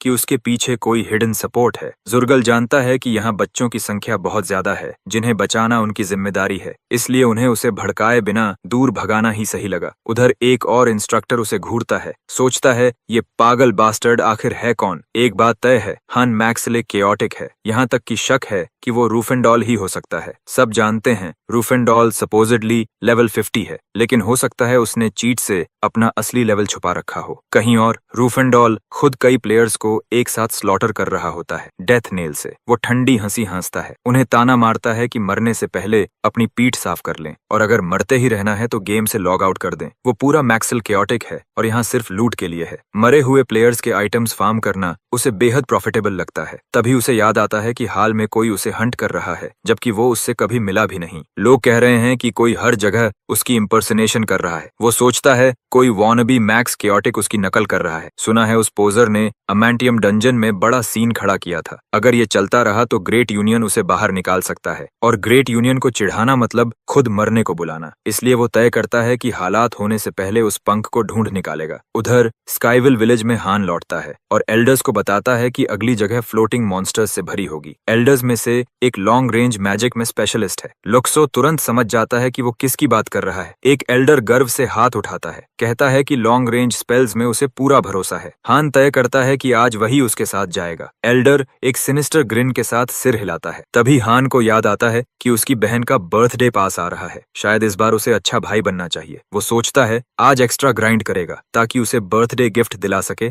और आगे चलकर एक अपार्टमेंट भी। फील्ड ऑफ डार्कनेस पहुंचते ही वो हर तरफ प्लेयर्स देखता है। सिस्टम वार्न करता है कि मॉन्स्टर्स जल्दी रिस्पॉन होंगे। हन मुस्कुराता है, जेटा से पूछता है कि वो रेडी है या नहीं। जेटा पूरा साइको बास्टर्ड निकलता है। वो चिल्लाने लगता है कि अपने मास्टर के हर एक कमांड को मानेगा। हड्डियां तोड़ना, खाल उधेड़ना, रास्ते में आने वाले हर ट्रैश को हेल फायर से जला देना और जो भी मास्टर के सामने खड़ा हो उसकी लिम्स फाड़ देना। हन थोड़ा कंफ्यूज्ड हो जाता है कि ये बूढ़ा इतना ज्यादा फायर्ड अप क्यों है। उसे ये बैक एली वाइब काफी फ्रीकी लगती है। पास ही कुछ प्लेयर्स नोटिस करते हैं कि वो मैक्स क्योटिक है। उनमें से एक सोचता है कि ये फेमस बनने का मौका है और उसका दोस्त भी सहमत हो जाता है। हान एल्डर को ऑर्डर देता है कि रीइंफोर्समेंट्स आने से पहले इन फूल्स को साफ कर दे और सारे मॉन्स्टर्स को पकड़ ले, खासकर ब्लू स्टॉर्म्स को। फील्ड ऑफ डार्कनेस में हर प्लेयर पहले मैक्स क्योटिक यानी उसी को मारने पर फोकस्ड होता है। हान जानता है कि चाहे तो वो बाद में वॉर्प कर सकता है, इसलिए वो जेटा से पूछता है कि उसे साथ लाने की जरूरत ही क्यों पड़ी। फिर उसे अभी लॉन्ग रेंज मैजिक दिखाने का आदेश देता है। पागल बूढ़ा सिर हिलाता है, कसम खाता है कि वो मास्टर को कभी डिसअपॉइंट नहीं करेगा। वो आसमान की तरफ हाथ उठाता है, मन ही मन अपने मास्टर के भविष्य के उज्जवल होने की कामना करता है। अचानक पूरा आसमान चकाचौंध करने वाली पर्पल लाइट से भर जाता है। जेटा गॉड ऑफ ईविल को समन करता है और उसे मास्टर के रास्ते में आने वाले हर किसी को कुचल देने का आदेश देता है। प्लेयर्स दहशत में चीखते हुए भागने लगते हैं। जेटा ठंडे दिल से उस विशाल क्रीचर को बिना दया के सबको रौंद डालने को कहता है। हन एल्डर की परफॉर्मेंस की तारीफ करता है और सोचता है कि अब उसे भी अपनी स्किल्स दिखानी चाहिए। उसका किलर्स मार्क और गहरा हो जाता है। उसके सिंस और साफ दिखने लगते हैं। पूरे कॉन्टिनेंट में उसके डीड्स की चर्चा फैलने लगती है। सिस्टम अनाउंस करता है कि उसे सेंट ऑफ मर्डर का टाइटल मिल गया है। ये देखकर हान खुद भी थोड़ा शॉक्ड हो जाता है। एक लिमिट के बाद max chaotic players murderers tag हो जाते हैं। ऐसे मर्डरर्स जब हीरो टाइटल वाले प्लेयर्स से पीवीपी करते हैं तो उनकी अटैक और डिफेंस भारी गिर जाती है। मरने पर रेजरेक्शन कूल डाउन 240 आवर्स हो जाता है और नेक्स्ट अवेकनिंग पर आइटम ड्रॉप चांस 100% तय हो जाता है। हन सिस्टम विंडो देखकर सोचता है कि क्या नोटोराइटी काउंटर और बढ़ेगा। वो श्रग कर देता है, सोचता है बाद में देखेंगे। उसका चरिज्मा स्टैट बढ़ता है और स्काईएविल लॉयल्टी भी। ह्यूमंस अभी एल्डर से निपटने में लगे हैं, इसलिए वो पहले इस जगह को पूरी तरह क्लियर करने का फैसला करता है। बैटलफील्ड शांत होते ही जेटा एक विशस ग्रिन देता है। तभी हान को दूर कुछ महसूस होता है। सिस्टम अलर्ट देता है, chaos inbound, bull has entered the scene. अचानक बुल मॉन्स्टर स्टम्पीड करते हुए उसकी तरफ आते हैं। हन बेफिक्र रहता है, उसे पता है जेटा सब संभाल लेगा। एल्डर सच में पूरा स्लॉटर हाउस बना देता है। हान खुद पंचेस चलाता है, उम्मीद करता है कोई बुल एक हिट सर्वाइव करे, लेकिन हर बार इंस्टेंट डिलीट हो जाता है। हर किल पर उसे 18,000 गोल्ड मिलते हैं।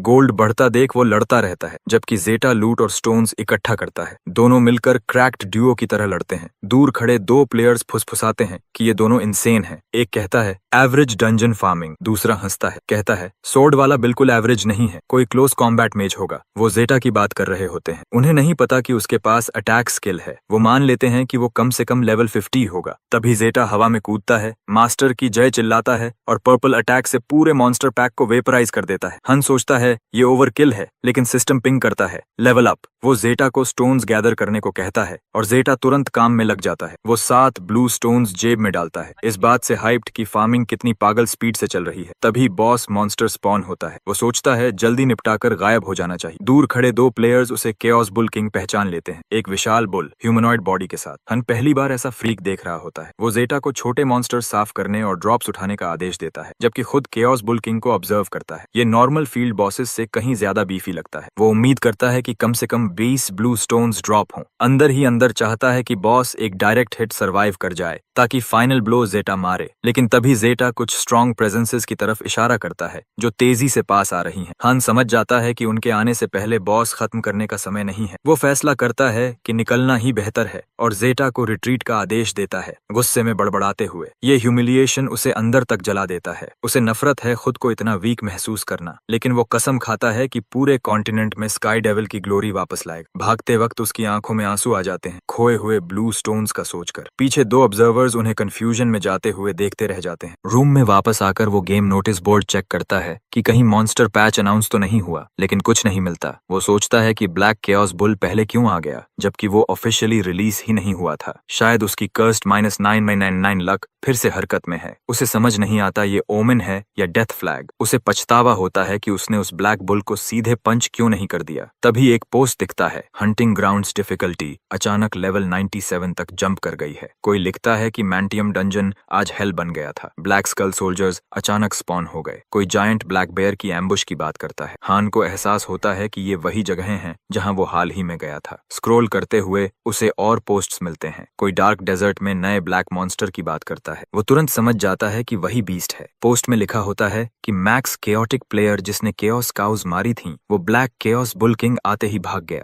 बाद में हाई लेवल प्लेयर्स आए, बॉस मारा और 3 बंडल्स ड्रॉप हुए, हर एक में लगभग 30 ब्लू स्टोन्स। कमेंट्स में सब इसे इंसेन लूट कह रहे थे। ये पढ़कर हान का चेहरा सफेद पड़ जाता है। वो खुद को कोसता है, सोचता है उन लोगों ने नमदी ब्लू स्टोन्स कमा लिए। आंसू उसके गालों पर बहने लगते हैं जैसे कोई इडियट जो खो चुका है उसका मातम करते हुए। आज की कमाई गिनता है, 11 ब्लू स्टोन्स और 5.5 मिलियन गोल्ड। इससे बस 3 दिन का खाना निकलेगा, करीब 36 million gold. Exchange fees, taxes और बहन का हिस्सा काटकर उसके पास सिर्फ 15 मिलियन वनर बचता है। इतना तो उसके लिए ढंग का बर्थडे प्रेजेंट लेने के लिए भी काफी नहीं। अपने स्पेक्स देखते हुए वो बड़बड़ाता है कि इतनी मेहनत के बाद तो उसके पास घर और गाड़ी होनी चाहिए थी, लेकिन लो लेवल की वजह से हाई टियर एरियाज लॉक्ड हैं और पेनल्टीज के कारण ज्यादातर स्किल्स अनयूजेबल हैं। सच साफ है, अब बस एक ही रास्ता है, पागलों की तरह ग्राइंड करना। कहीं और एक ऑफिस में एक आदमी रिपोर्ट खत्म करता है, बताता है कि एबिलिटी लेवल्स अचानक तेजी से बढ़े हैं। कुर्सी पर बैठा शैडोवी फिगर ब्लैक केओस बुल के बारे में पूछता है। वो कंफर्म करता है कि मॉन्स्टर की स्ट्रेंथ असामान्य रूप से बढ़ चुकी है। फिगर पीछे झुकता है, समझ जाता है ये नॉर्मल मॉन्स्टर नहीं है। वो हंटिंग ऑपरेशंस जारी रखने और मैन पावर बढ़ाने का आदेश देता है। यूजर्स उनके लिए डिस्पोजेबल हैं। ये कोल्ड आइड आदमी यूएन डायरेक्टर योंग वुकुन है। इन्फॉर्मर जाने ही वाला होता है कि डायरेक्टर मास्ट क्योतो प्लेयर का जिक्र करता है जिसने डेजर्ट में हैवक मचाया। उसका चेहरा सख्त हो जाता है। यही वो बास्टर्ड है जो बरसों से अलायंस को परेशान कर रहा है। 3 वीक्स बाद सिस्टम दिखाता है कि हान का लेवल फिर बढ़ गया है। सख्त चेहरे के साथ वो सोचता है कि आखिरकार लेवल 29 पहुंच ही गया है। लक्सो आकर चिंता जताता है कि 3 हफ्तों की नॉन स्टॉप मार्चिंग से उसका शरीर टूट सकता है। बूढ़े की फिक्र उसे छू जाती है, लेकिन वो उसे टाल देता है। इतने रिस्ट्रिक्शंस के बावजूद वो कमजोरी स्वीकार नहीं करेगा। वो कसम खाता है कि अपने लोगों को इस दुनिया की पूरी चमक दिखाएगा और लक्सो से वादा करता है कि एक दिन हर कोई स्काई डेविल के आगे झुकेगा। रुकना ऑप्शन नहीं है, दिन रात आगे बढ़ते रहना है ताकि लक्सो को चिंता न हो, बस सपोर्ट देना है। ये सुनकर लक्सो की आंखें भर आती हैं। वो मूर्खों की तरह सिर झुकाकर कसम खाता है कि शरीर टूटने तक साथ देगा। हन के दिमाग में असली मोटिवेशन साफ है, एक अपार्टमेंट, एक स्लिक स्पोर्ट्स कार और पूरा का पूरा बिल्डिंग ओन करना। वो एक सिनिस्टर स्माइल देता है, तभी डायरेक्ट मैसेज आता है। उसे लगता है बहन का होगा। वो पूछती है कि क्या उसे भी ये क्वेस्ट मिला है, क्योंकि हाल में ये हर जगह आ रहे हैं। हान भौहें चढ़ाता है। पढ़ते ही समझ आता है कि ये 7th कॉन्स्टलेशन से जुड़ा है। सिस्टम विंडो में क्वेस्ट दिखता है, 7 कॉन्स्टलेशंस बनने की चैलेंज। ईवल के एक ग्रुप को एनाइलेट करके कॉन्टिनेंट की पीस गार्ड करने वाला कॉन्स्टलेशन बनना है। वो सोचता है ये ईवल ग्रुप कौन है और कहीं इशारा उसी की तरफ तो नहीं। वो पीसी खोलकर फोरम देखता है, पूरा सर्वर केओस में है, हर कोई इसी क्वेस्ट की बात कर रहा है। उसकी बहन भी देखती है और कहती है पूरा मैस है। हन सहमत होता है। उसे हिडन क्लास का ठीक आइडिया नहीं, लेकिन अगर ये ओलंपस की मेन स्टोरी से जुड़ा है तो मिलने वाली ताकत कल्पना से बाहर होगी। सेया पूछती है क्या वो 7 कॉन्स्टलेशंस चैलेंज करेगा। वो हंसता है। मैक्स केओटिक होने पर कोई एनपीसी उसे क्वेस्ट देगा भी नहीं। वो उससे पूछता है क्या वो ट्राई करेगी। वो कहती है टाइम नहीं है, यूनियन का काम है और ऐसे क्वेस्ट्स रैंकर्स या फॉरेन प्लेयर्स के लिए हैं। हन सोचता है शायद सही है। उसे लगता है हंटिंग ग्राउंड्स की डिफिकल्टी बढ़ी है और ये क्वेस्ट शायद उसे और स्काईविल को एब्सोल्यूट ईविल मानकर स्टोरी आगे बढ़ा रहा है। वर्स्ट केस में सारे कॉन्स्टलेशंस एक साथ उसके पीछे आएंगे। वो शांति से जीना चाहता था, लेकिन कुछ नहीं किया तो ट्रबल तय है। इसलिए वो डिसाइड करता है किसी भी हाल में स्ट्रांग बनना है। ओलंपस लॉग इन करते ही वो एल्डर्स से कहता है कि इस बार वो अकेले ट्रैवल करेगा। तीनों शॉक हो जाते हैं, चिल्लाने लगते हैं कि ये बहुत खतरनाक है। हान समझाता है कि एम्पायर उनकी मूवमेंट्स देख रहा है, इसलिए सावधानी जरूरी है। एल्डर्स रो पड़ते हैं और उसे संभल कर जाने को कहते हैं। वो उन्हें विलेज गार्ड करने को कहता है और उन्हें अपने प्रेशियस इडियट्स बुलाता है। एर्दा की रिकॉग्निशन जल्दी मिलना किस्मत थी, लेकिन अभी 4 एल्डर्स और चाहिए। फूड प्रॉब्लम थोड़ी संभल गई है, अब शेल्टर की बारी है, मगर पैसा कम है, इसलिए अब सिर्फ एक रास्ता है, पागलों की तरह लेवल ग्राइंड करना, लेवल 40 पहुंचना, heaven shattering ghost art unlock करना और मास्टर के छोड़े मैप ऑफ क्वेस्ट्स को आगे बढ़ाना। तभी शायद सब हल होगा। उसे पता है कि उसकी घटिया लक की वजह से ब्लू स्टोन्स जैसे अच्छे ड्रॉप्स मिलना नामुमकिन है, लेकिन फिलहाल वही कर सकता है। वो कुछ ब्लैक वाइल्ड बेयर्स से भिड़ता है और सोचता है कि फ्यूचर की तैयारी के लिए पागलों की तरह किल करके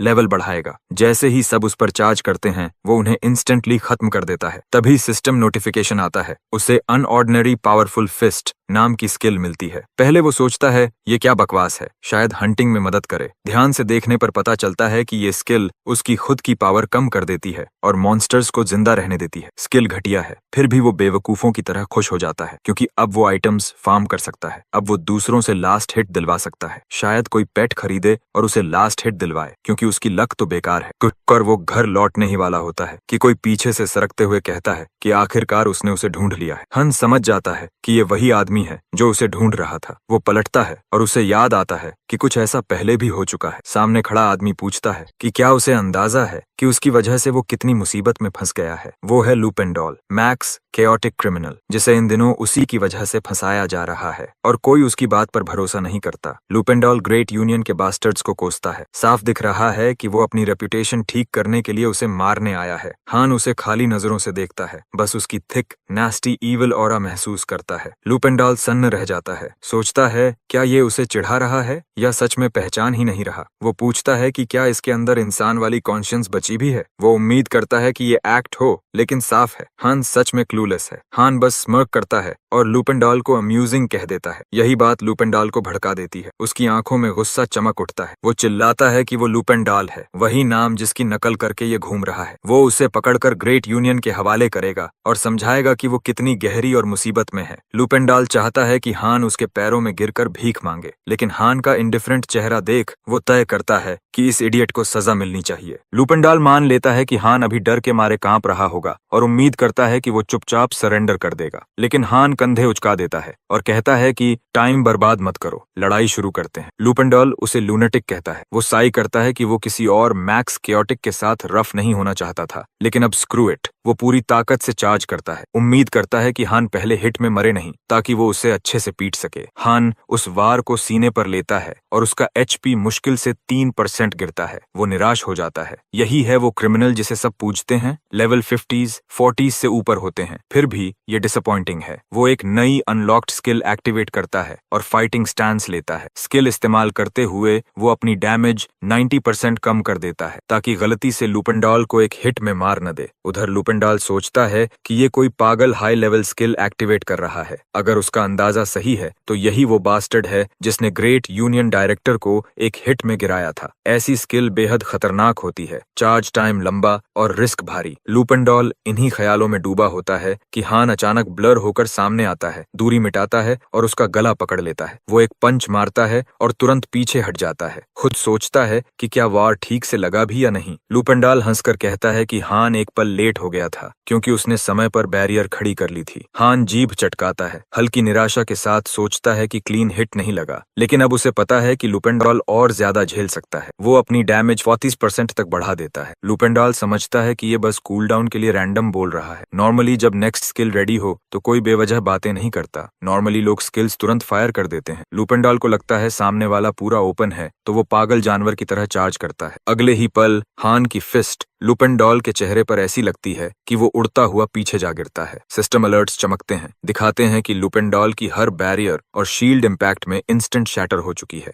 लुपेंडॉल किसी तरह पैरों पर रुकता है। अब उसे समझ आता है कि ये बास्टर्ड उसकी सोच से कहीं ज्यादा कनिंग है। पहला पंच बस टेस्ट था, असली वार दूसरा था। फिर भी हान सेटिस्फाइड नहीं लगता, मतलब कुछ प्लान के मुताबिक नहीं हुआ। लुपेंडॉल मन ही मन गालियां देता है। ब्लिंक, कितनी बड़ी पेन है। काश लेवल 55 पर आई ऑफ माइंड अनलॉक हो चुका होता। लुपेंडॉल अपनी सारी ऑरा बाहर निकाल देता है। डार्क एनर्जी पूरे इलाके में फैल जाती है। वो तय करता है कि अगला मूव सब खत्म कर देगा। यहीं अभी वो इसे खत्म करेगा और जिंदा पकड़कर यूनियन ले जाएगा। हान उसे देखते हुए याद करता है कि लुपेंडॉल के पास कोई फाइनल ट्रम्प कार्ड है। शायद नाम था हार्ट अटैक। उसकी स्टांस देखकर साफ है, वही स्किल है। लेकिन हान का भी प्लान है। वो अपनी डैमेज डैम्पनिंग स्किल डीएक्टिवेट कर देता है, फुल पावर अनलीश करने के लिए। लुपेंडॉल सोचता है अब ये पूरी तरह आउट ऑफ ऑप्शंस है, अब करने को कुछ नहीं बचा। चिल्लाते हुए वो फिर चार्ज करता है। हान भी आगे बढ़ता है। टकराव होते ही जबरदस्त शॉक वेव पूरे इलाके को फाड़ देता है। जब धुआं छोंटता है, हान का चेहरा ब्लैंक है। वहीं रूफेंडॉल खड़ा है, हैरान कि वो अब भी अपराइट है। उसे पूरा भरोसा था कि हार्ट अटैक स्पेल सब खत्म कर देगा। वो खुद से पूछता है, ये किस तरह का फ्रीक है। दूसरी तरफ हान रूफेंडॉल के कॉर्प्स को हल्की डिसअपॉइंटमेंट से देखता है, चिढ़कर कि वो सच में मर गया। रूफेंडॉल के फेडिंग थॉट्स सोचते हैं कि शायद हान कोई सीक्रेट मार्शल आर्ट्स क्लास है, जबकि उसे लगता है रूफेंडॉल बस मरने का एक्ट कर रहा है। हान सोचता है कि एक हिट ने उसकी सारी डिफेंसिव मैजिक तोड़ दी होगी। उसे समझ नहीं आता कि डिफेंस टूटने के बाद वो अटैक के लिए क्यों आया। एक पल के लिए उसे लगा था कि रूफेंडॉल शायद उससे स्ट्रांग है, लेकिन आखिरी हिट ने उसके एचपी का 10% भी नहीं छीना। रूफेंडॉल मर चुका है, मगर उसकी सोल सब सुन रही है और दुआ कर रही है कि हान बस चुप हो जाए। हान बुदबुदाता है कि रूफेंडॉल का डैमेज पैथेटिक था और पूछता है कि बैरियर्स टूटने के बाद उसने दूसरा मूव क्यों ट्राई किया। वो उसे डम्बैस कहता है और सोचता है कि मैक्स केओटिक होकर भी बिना एक आइटम ड्रॉप किए कैसे मर गया। फिर हान समझ जाता है, शायद फाइट के बीच उसकी सारी गियर टूट गई, इसलिए ड्रॉप कुछ भी नहीं हुआ। पहले बिखरे फ्रैगमेंट्स वही होंगे। ये सुनते ही रूफेंडॉल की सोल मेटाफोरिकली खून उगल देती है। वो आइटम्स उसके लिए पहाड़ों जितने सोने से भी ज्यादा कीमती थे।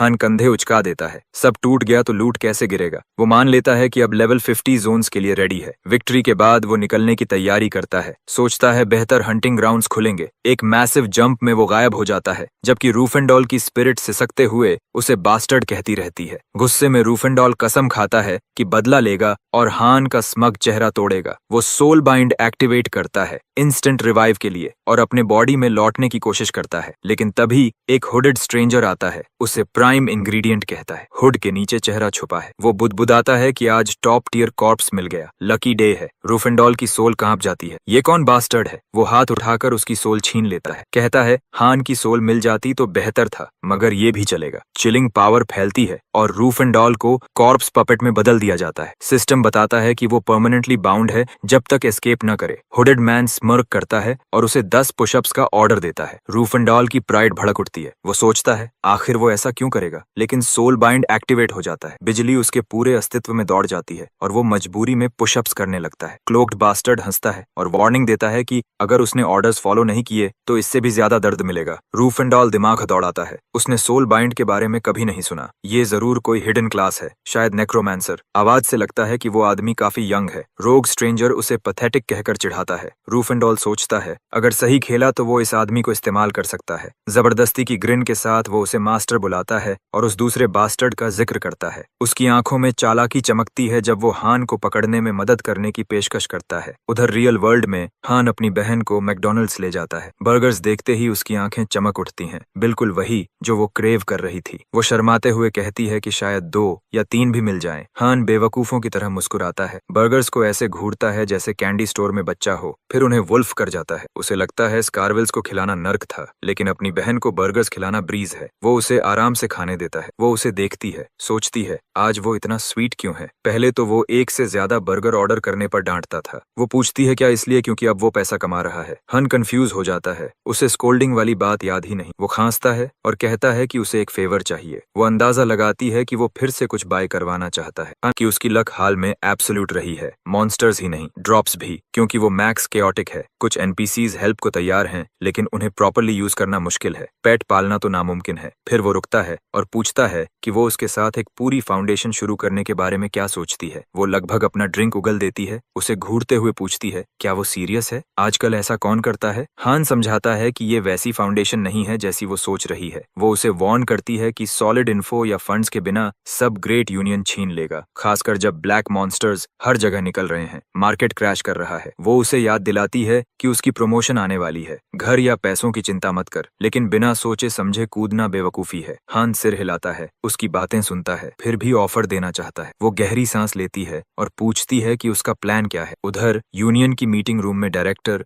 ग्रिम रिपोर्ट देता है, डार्क विल्डरनेस में लोग मर रहे हैं। वो मैक्स केओटिक का जिक्र करता है, जिसने कहा था कि प्रोवोक हुए बिना नहीं मारेगा। यूनियन लीडर काटता है, कहता है उन्होंने अनाउंसमेंट कर दी है कि आइटमलेस मैक्स केओटिक्स को छोड़ दिया जाए, लेकिन डायरेक्टर को शक है कि वीडियो वाला रूफेंडॉल नहीं है। वो हान और उसके फाइट की फुटेज दिखाता है, कुछ दिन पहले मिली थी, डायरेक्ट पीवीपी ड्यूअल। लीडर उसकी तारीफ करता है। डायरेक्टर कहता है रूफेंडॉल ने डिफेंस स्पेल्स टूटने के बाद ऑफेंसिव किया, जो अजीब था। एनालिसिस से पता चलता है कि Han insanely high level close combat martial artist है, लेकिन दिखने में बहुत यंग, शायद हिडन क्लास है और कंट्रोल पूरा नहीं। डायरेक्टर बताता है कि नोबल्स से स्टेप अप क्वेस्ट भी मिला। लीडर तस्वीर देखकर भौहें चढ़ाता है, वीडियो वाले से मेल नहीं खाता। सिस्टम ने मैक्स केओटिक को रामथाडियन लेबल किया है। लीडर श्रग करता है, स्टेबल पॉइंट्स ही मायने रखते हैं। डायरेक्टर कहता है 30 लोग काफी होंगे, वीकेस्ट स्टाफ को पहले मीट शील्ड्स की तरह भेजेंगे, जो मरेंगे उन्हें $100,001 पे आउट मिलेगा और टॉप कंट्रीब्यूटर्स को $300,001 बोनस। एक औरत पूछती है कि क्या जान जोखिम में डालने के बदले इतना काफी है, ओलंपस में मरना हो तब भी पेन रियल होता है। डायरेक्टर भरोसा दिलाता है कि उन्हें स्टेप अप पॉइंट्स मिलेंगे और लॉयल्टी के दम पर वो पूरी ताकत लगाएंगे। वो स्मग होकर बोलता है कि जवान रहते ग्राइंड करना चाहिए। लीडर हंसता है, कहता है 300,001 काफी है। गाय पर कुल 700 मिलियन गोल्ड बाउंटी है, जिसमें से डायरेक्टर 200 मिलियन खुद पॉकेट करेगा। लीडर गो अहेड देता है, उसे बस अपना वॉलेट मोटा चाहिए। एक ट्विस्टेड स्माइल के साथ मीटिंग खत्म होती है। लेपनिया माउंटेन्स में सेया आखिरकार अपने भाई को ढूंढ लेती है। हान उसे देखते ही पूछता है क्या सब ले आई। वो नॉट करती है, मगर डाउटफुल है। ये तो स्टार्टर मैजिक मैनुअल्स हैं, रुकीज से भी weak spells. Mid job change सीखने का क्या फायदा। इतने इंसेन स्टैट्स के साथ उसे कब का क्लास ले लेना चाहिए था। हान कहता है in the hands of a sword master even a blade of grass becomes a deadly weapon. Seya चौंकती है, गॉड टियर स्टैट्स हो तो बेसिक अटैक भी किल मूव बन जाता है। हान मिनटों में बिगिनर बुक्स अब्सॉर्ब कर लेता है। सेया को याद आता है उसने अब तक जॉब चेंज ही नहीं किया। वो घबरा जाती है, इतनी पावर के साथ अनएम्प्लॉयड। वो कहती है उसने उस पर भरोसा करके गिल्ड जॉब छोड़ दी, अब वो सब दांव पर है। हान जेन्युइनली ग्रेटफुल है। वो हान नाम को साथ रीबिल्ड करना चाहता है। हान एक्सपेरिमेंट करता है और सेया पर बिगिनर हील डालता है। वो आंखें घुमाती है। लेवल 1 मैजिक क्या करेगा। हान वेट करने को कहता है। हील लगते ही उसके वुंड्स भर जाते हैं। वो फिर भी पोशन की बात करती है। हान एचपी बार देखने को कहता है, पूरी तरह फुल। सेया स्टन्ड। हान उसे अटैक और डिफेंस बफ भी देता है। वो इधर उधर देखती है, लड़े किससे। हान पीछे इशारा करता है। सेया घूमती है और कांप जाती है। एक हल्किंग ब्लैक बेयर, कोई मैजिक बीस्ट नहीं, असली दहाड़ता भालू, टेरर में जकड़ी। वो सोचती है क्या उसे सोलो करने को कह रहा है, जहां फुल पार्टी लगती है। 3 मिनट बाद समहाउ वो बेयर गिर जाता है। सेया हंसती कांपती है। Insane but bad S. हन स्मर्क करता है। अब यकीन हुआ। सेया मान लेती है, खासकर जब बेयर से ब्लू स्टोन मिलता है, जिसकी कीमत 5 मिलियन वन है। हन याद दिलाता है यूनियन को देने पर बस 100,001 मिलेगा। फ्रीलांसिंग में लूट पूरा उनका है। वो कहता है फील्ड ऑफ डार्कनेस में उसे लेवल 45 तक पुश करेगा। सेया रेडी है। दोनों निकल पड़ते हैं। वहां हान बेफिक्र टहलता है और मॉन्स्टर्स की स्टैम्पीड उसे चेस करती है। सेया स्पेल्स चांट करती है। हान बेट बनता है और सेया लाइटनिंग बोल्ट से चार्जिंग केओस काउस को उड़ा देती है। वो कैजुअली उसकी तारीफ करता है। तभी बैटलफील्ड पर ब्लू स्टोन्स की बारिश होने लगती है। कुल मिलाकर 18 स्टोन्स जमा हो जाते हैं और 90 मिलियन वन में बेचने का सोचकर सेया खुशी से लगभग चीख ही पड़ती है।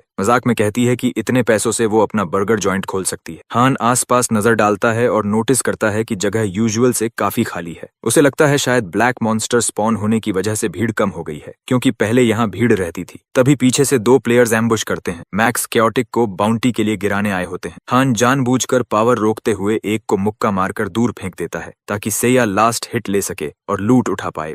सेया एनिमी को मार देती है और आइटम उठाते हुए पूछती है कि क्या ये सीधी रॉबरी मानी जाएगी। हन हंसकर कहता है चिंता मत कर, सब उसे बॉटम टियर मैक्स केओटिक समझते हैं, कोई बेवजह पंगा नहीं लेगा, और अगर लिया तो वो बिना हेजिटेशन क्रश कर देगा। वो आगे इशारा करता है। एक पूरी आर्मी उनकी तरफ मार्च कर रही है। सेया एक हाई लेवल आदमी को देखती है, शायद लेवल 58 फैट्स के आसपास, जो पूरी स्क्वाड लीड कर रहा है। उसे समझ आ जाता है कि ये सब उसे रेड करने आए हैं। वो घबरा जाती है, भागने को कहती है, लेकिन सिस्टम कोल्डली अनाउंस करता है कि हॉस्टाइल प्लेयर्स को हराए बिना वे एरिया छोड़ नहीं सकते। हान उसे शांत रहने को कहता है और कुछ कदम पीछे हटने को बोलता है। हान डोजन्स एनिमीज को देखते हुए ट्विस्टेड स्माइल देता है और चेतावनी देता है कि अगर उन्होंने अटैक नहीं किया तो वो उन्हें जिंदा जाने देगा। आर्मी लीडर एग्जीक्यूटिव डायरेक्टर जिन तलवार निकालकर ऑर्डर देता है। मेजर्स बाइंडिंग स्पेल चांट करते हैं, लेकिन हान इंस्टेंट उसे तोड़ देता है और फायरबॉल फेंक देता है। जिन स्कॉफ करता है, इसे बेसिक मैजिक समझकर टैंकर्स को शील्ड्स उठाने को कहता है। वो मानता है एनिमी मेली फाइटर है, फायरबॉल्स कुछ नहीं करेंगे। रेंज डीलर्स कॉम्बोस प्रेप करते हैं, सब 3 मिलियन 1 बाउंटी के लिए लालायित। तभी जबरदस्त एक्सप्लोजन पूरे फील्ड को हिला देता है। जिन मुश्किल से बचता है, खांसते हुए देखता है उसकी पूरी आर्मी लाइफलेस पड़ी है। जिन समझ नहीं पाता कि स्टैंडर्ड मैजिक से उसकी सेना कैसे मिट गई, जबकि एनिमी हिला तक नहीं। उसे शक होने लगता है, कहीं ये मेज तो नहीं। सेया बुदबुदाती है कि उसने फायरबॉल को इतना डैमेज करते कभी नहीं देखा। हन मानता है उसे भी नहीं पता था। वो कहता है कि वो बाइंडिंग से फ्री है, बस उससे बातों में लगा था और फायरबॉल कूलडाउन का इंतजार कर रहा था। वो डार्क चकल करता है जैसे अनहिंज्ड विलन हो। सेया उसे स्टन्ड देखती है। अब समझ आता है उसका भाई साधारण नहीं रहा। जिन पैनिक में आता है और हान आलसी जम्हाई लेता है। सोचता है कि 1 मिनट कूलडाउन कितना अनोइंग है। एग्जीक्यूटिव डायरेक्टर अपने लॉन्ग रेंज यूनिट्स को रेडी रहने का आदेश देता है और सिग्नल का इंतजार करने को कहता है। उसके दिमाग में भारी कंफ्यूजन है। उसे लगने लगता है कि हान कोई मार्शल आर्टिस्ट नहीं बल्कि कोई चालाक मेज है। उसी वक्त सिटी के दूसरे हिस्से में एक यूनियन लीडर को जिन का अर्जेंट कॉल आता है। जिन घबराकर बैकअप मांगता है, कहता है कि हो चुकी है। वो बताता है कि हान मार्शल आर्टिस्ट नहीं निकला, इसलिए लेवल 30 से ऊपर के टैंकर्स चाहिए जो मैजिक झेल सकें।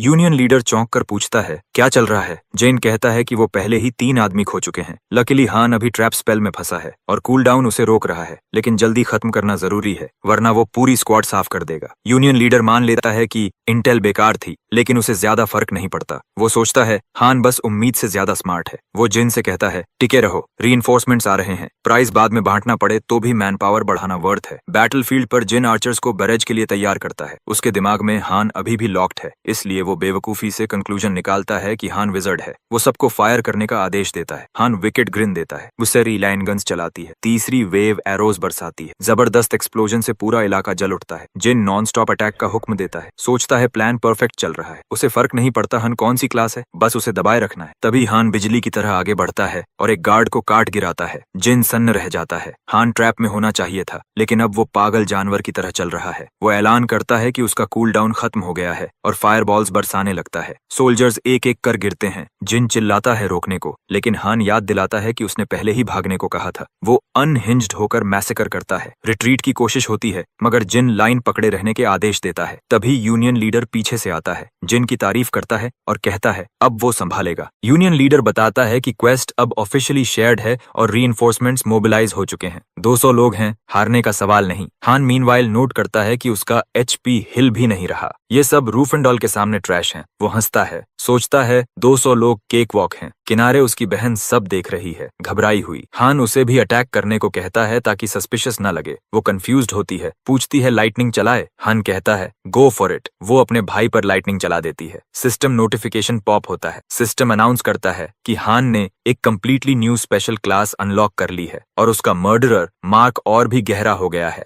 मैक्स केओस स्टेट में। उसे पता था कि ये कभी न कभी होगा, लेकिन इतनी अचानक नहीं। सिस्टम उसे हेवनली मर्डरस कॉन्स्टलेशन में बदल देता है। जैसे जैसे उसके क्राइम्स पूरे कॉन्टिनेंट में फैलते हैं, उसकी पावर और भी स्पाइक करने लगती है। आंखें जंगली जानवर की तरह चमक उठती हैं। टाइटल विंडो खुलती है, प्योर मर्डरस एनर्जी के साथ जन्मा सबसे भयानक मर्डरर। बेनिफिट्स तो जबरदस्त हैं, लेकिन वर्स्ट मर्डरर का टैग कुछ ज्यादा ही लगता है। वो लंबी सांस लेता है, महसूस करता है कि वो सीधे एब्सोल्यूट ईविल के रास्ते पर चल पड़ा है। सोल्जर्स को काटते हुए वो देखता है कि हर क्राइम के साथ स्काईविल लोगों की लॉयल्टी और बढ़ रही है। एक नया इफेक्ट हीरो टाइप एनिमीज के खिलाफ बेहद काम का होगा। ये सब सोचते हुए भी उसके हाथ रुकते नहीं। दूसरी तरफ सोल्जर्स समझ ही नहीं पाते कि वो मार्शल आर्टिस्ट है या विजर्ड। उन्हें अंदाजा ही नहीं कि वो किस तरह के मॉन्स्टर से लड़ रहे हैं। हन स्मर्क करता है और कैजुअली बोल देता है कि उसके पास तो अभी क्लास भी नहीं है। ये सुनते ही सबकी रूह कांप जाती है। ये आखिर है क्या? एग्जीक्यूटिव डायरेक्टर प्रेसिडेंट जांग से अगला कदम पूछता है। जांग समझ जाता है कि मामला बेहद डेलिकेट हो गया है। वो मानता है कि हान अपनी क्लास छुपा रहा है ताकि उसकी वीकनेस एक्सप्लॉइट न हो सके, क्योंकि हर क्लास की कोई न कोई फेटल फ्लॉ होती है। वो जीन को साथ चलने को कहता है और हान पर चिल्लाता है कि उसकी वीकनेस ढूंढकर उसे खत्म कर देगा, लेकिन हान दोनों को एफर्टलेसली चीर देता है और कहता है उसके लिए वीकनेस नाम की कोई चीज नहीं। लाशों के बीच खड़े होकर वो पीठ सीधी करता है। तभी एक बात समझ आती है, उसकी असली कमजोरी। उसके पास कोई proper area of effect attack नहीं है। वो साइज करता है, सोचता है जल्दी लेवल ग्राइंड करके एक लेना पड़ेगा। उसकी बहन एक्सपेरिमेंट्स का सुझाव देती है। वो आईब्राउ उठाता है। वो बताती है कि शायद उसने स्पेशल क्लास क्वेस्ट ट्रिगर कर दी है।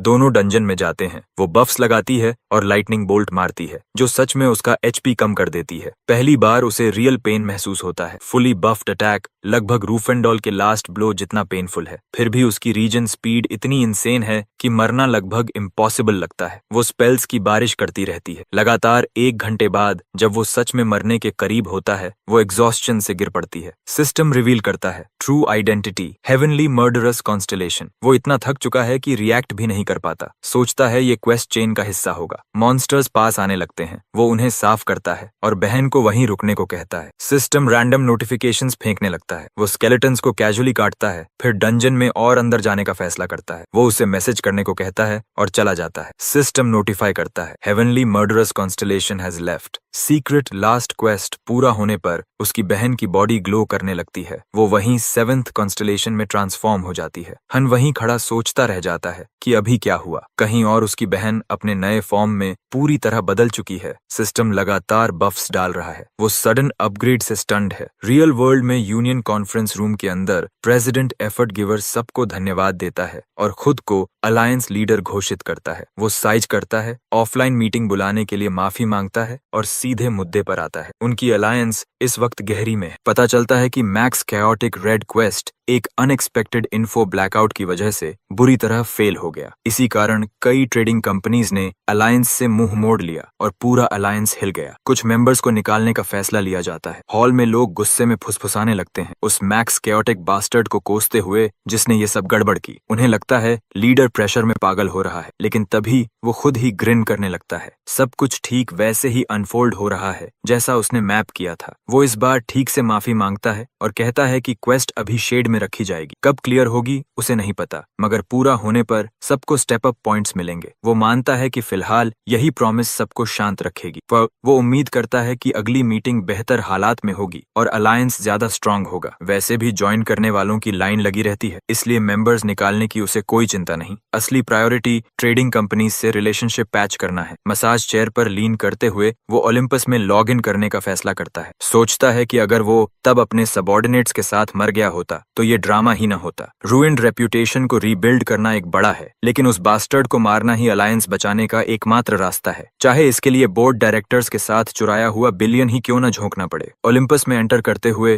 वो सोचता है खान के सिर पर प्राइस लगाने के लिए ये अमाउंट काफी है। गेम में आते ही वो टैवर्न जाता है। वर्कर पोलाइटली ग्रीट करता है। ओल्ड मैन एक फोटो आगे सरकाता है और कहता है मर्डर वेल के लिए असैसिनेशन रिक्वेस्ट है। वर्कर फोटो देखकर आईब्रा उठाता है। टारगेट टफ है, लेकिन श्रग करते हुए कहता है मर्डर वेल हैंडल कर लेगा। पेमेंट पूछते ही ओल्ड मैन बिना रुके 1 बिलियन अपफ्रंट दे देता है। वर्कर कहता है 3 डेज काफी होंगे। ओल्ड मैन जानता है मर्डर वेल और ब्लैक फ्लोरल ग्रुप एम्पायर की टॉप असैसिन सिंडिकेट्स हैं। मैक्स कैओटिक पंक अब बच नहीं पाएगा। एक दिन में बिलियन खर्च करना पेट चीरने जैसा लगता है, लेकिन वो खुद को दिलासा देता है कि खान मरते ही ये 7 गुना वापस आएगा। सेफ्टी जोन से बाहर ओपन फील्ड में कदम रखते हुए वो सोचता है अब बस 3 दिन इंतजार करना है, लेकिन फॉरेस्ट में घुसते ही कोई उसकी गर्दन साफ काट देता है। Instant death. मरते वक्त उसे समझ आता है कि उसकी असैसिनेशन हो चुकी है, लेकिन दिमाग प्रोसेस नहीं कर पाता क्योंकि उसने कुछ भी सेंस नहीं किया था। सिस्टम नोटिफाई करता है कि वो लॉग आउट तक सोल स्टेट में रहेगा। गोस्ट की तरह तैरते हुए वो पीछे देखता है। एक मास्क्ड मैन जमीन पर ब्लैक फ्लोरल ग्रुप का इंसिग्निया वाला स्लिप छोड़ता है। ओल्ड मैन समझ ही नहीं पाता कि वो उसके पीछे क्यों पड़े। मास्क्ड मैन कहता है ये बस शुरुआत है और उसे स्लॉटर करने का ऑर्डर मिला था। उधर मर्डर मर्डर वेल हेडक्वार्टर्स में एक आदमी रिपोर्ट देता है कि उसने जॉब ब्लैक फ्लोरल ग्रुप को सौंप दी। लीडर मान लेता है टारगेट अब वर्म फूड बन चुका होगा। स्मर्क करते हुए वो सोचता है अब एक्शन लेने का टाइम है। सबॉर्डिनेट कहता है कि ओल्ड मैन को वे खुद भी हैंडल कर सकते थे, लेकिन लीडर खड़ा होता है। उसकी टेरिफाइंग ऑरा से पूरा रूम जकड़ जाता है। वो उसे चुप रहने और ऑर्डर्स फॉलो करने को कहता है, वरना अभी मर जाएगा। Red heard leader, murder well का फाउंडर और रूलर, ऐलान करता है कि वो खुद इस कॉन्ट्रैक्ट को हैंडल करेगा। 30 सालों से वो रूलिंग कर रहा है, काउंटलेस डेंजर्स झेल चुका है, लेकिन जिस अल्टीमेट ईविल का वो इंतजार कर रहा था वो अभी पूरी तरह कंप्लीट नहीं हुआ है। उसे समझ आता है कि जरूर कोई रिस्ट्रिक्शंस उसे रोक रही हैं, लेकिन वो उसकी अपनी समस्या है। यह आदमी, दूसरा एल्डर योर हान, खुद तय करना चाहता है कि हान सच में एब्सोल्यूट रूलर कहलाने के लायक है या नहीं। दूसरी तरफ हान तब सन्न रह जाता है जब उसे पता चलता है कि उसकी बहन पहले ही लेवल 30 पहुंच चुकी है। वो ग्रिन करती है और बताती है कि क्लास चेंज के बाद से उसके लेवल्स पागलों की तरह बढ़ रहे हैं। अब वो 7th कॉन्स्टलेशन प्योर व्हाइट मेज बन चुकी है और लेवल 31 भी हिट कर चुकी है। हान इशारा करता है कि उसके पास स्टेप अप पॉइंट्स 0 हैं, लेकिन वो श्रग कर देती है, कहती है अब उसकी जरूरत ही नहीं क्योंकि वो कॉन्स्टलेशन बन चुकी है। वो मन ही मन सोचती है कि शायद यही वजह है कि लोग क्लास अपग्रेड्स के पीछे पागल हो जाते हैं। ये सच में इंसेन है। फिर भी वो हान को थैंक्स कहती है क्योंकि उसे पता है कि ये सब उसी की मदद से संभव हुआ। हान स्टन्ड रह जाता है, सोचता है कि शायद उसने बस एक बार उस पर हमला किया और क्लास स्विच हो गया। अगर ऐसा है तो वो सच में प्योर ईविल ही होगा। उसकी बहन कहती है कि वो कभी उसके साथ हंटिंग पर जाना चाहती है। एहसास होता है कि अगर 7 कॉन्स्टलेशंस बिना स्टेप अप पॉइंट्स जलाए ऐसे लेवल अप कर सकते हैं तो लॉन्ग रन में वो स्क्रूड है। वो बस अच्छा खाना और चिल करना चाहता था, लेकिन इस रफ्तार से उसकी बहन का लेवल 99 पहुंचना भी नामुमकिन नहीं लगता। वो उसे कॉग्निटिव इम्पेयरमेंट गियर पहनाता है ताकि विस्पर से बात कर सके और चैट से उसकी आइडेंटिटी लीक न पड़ा हो। वो पोलाइटली पूछती है कि क्या वो कभी कभी उस पर अटैक्स करती रह सकती है। तभी सिस्टम नोटिफाई करता है कि वो ऑफिशियली प्लैटिनम रैंक्ड हीरो बन चुकी है। हन समझ जाता है कि अगर वो बस उसका एचपी चिप करके प्लैटिनम पहुंच रही है तो ये भारी अटेंशन खींचेगा। वो उसे कहता है कि अटैक करती रहे, बस उसे मार न दे और इजी जाए। वो खुशी से चमक उठती है, मिस्चीवस ग्रिन के साथ मजाक करती है कि काश एक दिन वो उसे फिनिश कर पाए, क्योंकि मारने से उसके लेवल्स पागलों की तरह बढ़े हैं। डार्क ग्लीम के साथ पूछती है कि क्या वो उसे मार सकती है। हन उसे याद दिलाता है कि वो उसका भाई है। वो हंसकर कहती है ये सिर्फ गेम है और लूट हमेशा की तरह स्प्लिट कर लेंगे। हान कहता है कि अगर कभी उसे मरना पड़ा तो वो चाहेगा कि वही उसे खत्म करे। ये सुनकर उसकी बहन ऑलमोस्ट ओवरजॉयड हो जाती है। हन सिर्फ क्यूरियोसिटी में अग्री करता है, लेकिन अंदर ही अंदर सोचता है कि उसे मारने के लिए वो इतनी एक्साइटेड क्यों है। वो ज्यादा नहीं सोचता और कॉन्स्टलेशन बनने के बाद उसकी खुशी देखकर राहत महसूस करता है। कुछ दिन बीतते हैं और वो एक और ब्लैक बियर्ड को मक्खी की तरह गिरा देती है। दोनों डंजन को बिना पसीना बहाए क्लियर करते हैं। वो रेयर ड्रॉप्स उठाती है और हान उसे सेफली स्टैश करने को कहता है। हान स्टैट विंडो खोलता है, सोचता है अब लेवल अप होगा, लेकिन एक्सपीरियंस बस थोड़ा सा कम है। वो एज पर खड़ा है। वो तय करता है कि कुछ और मॉन्स्टर्स मार लेगा, जबकि उसकी बहन पोशंस और सप्लाईज लेने जाती है। वो उसे सावधान रहने को कहता है और लूट न गिराने की हिदायत देता है। वो हाथ हिलाकर जाती है, कहती है जल्दी लौटेगी। हन सोचता है उसे 10 मिनट्स लगेंगे और अगर इस बीच वो इनफ किल्स कर ले तो नेक्स्ट लेवल हिट कर लेगा। तभी अचानक उसे क्रशिंग ऑरा महसूस होती है। एक आवाज गूंजती है, absolute ruler of the sky devil. Yoren उसके पीछे मटीरियलाइज होता है और ब्लेड उसकी गर्दन पर रख देता है। वो खुद को सेकंड एल्डर योरहान बताता है और कहता है कि अब उसका समय खत्म हो चुका है। ये एक टेस्ट है, क्या वो एब्सोल्यूट रूलर के लायक है या नहीं। फेल हुआ तो यही मरेगा और मर्डर वेल तुरंत किल ऑर्डर जारी करेगा। सिस्टम पिंग करता है, new quest, second elder, Yoren's ambush, quest difficulty SSS। Alerts बजने लगते हैं, बताते हैं कि योरन स्टेल्थ और एम्बुश स्किल्स में 12 स्काईविल एल्डर्स में टॉप पर है। हान का टास्क है सेकंड एल्डर योर हान को हराना और उसकी रिकॉग्निशन पाना। आखिरी वार्निंग आती है, अगर वो एब्सोल्यूट रूलर को कन्विंस करने में फेल हुआ तो वो बेहद खतरनाक मुसीबत में फंस जाएगा। वो सोचता है कि टेक्निकली ये return of the absolute ruler main story के अंदर एक साइड क्वेस्ट है, फिर भी इसका रेटिंग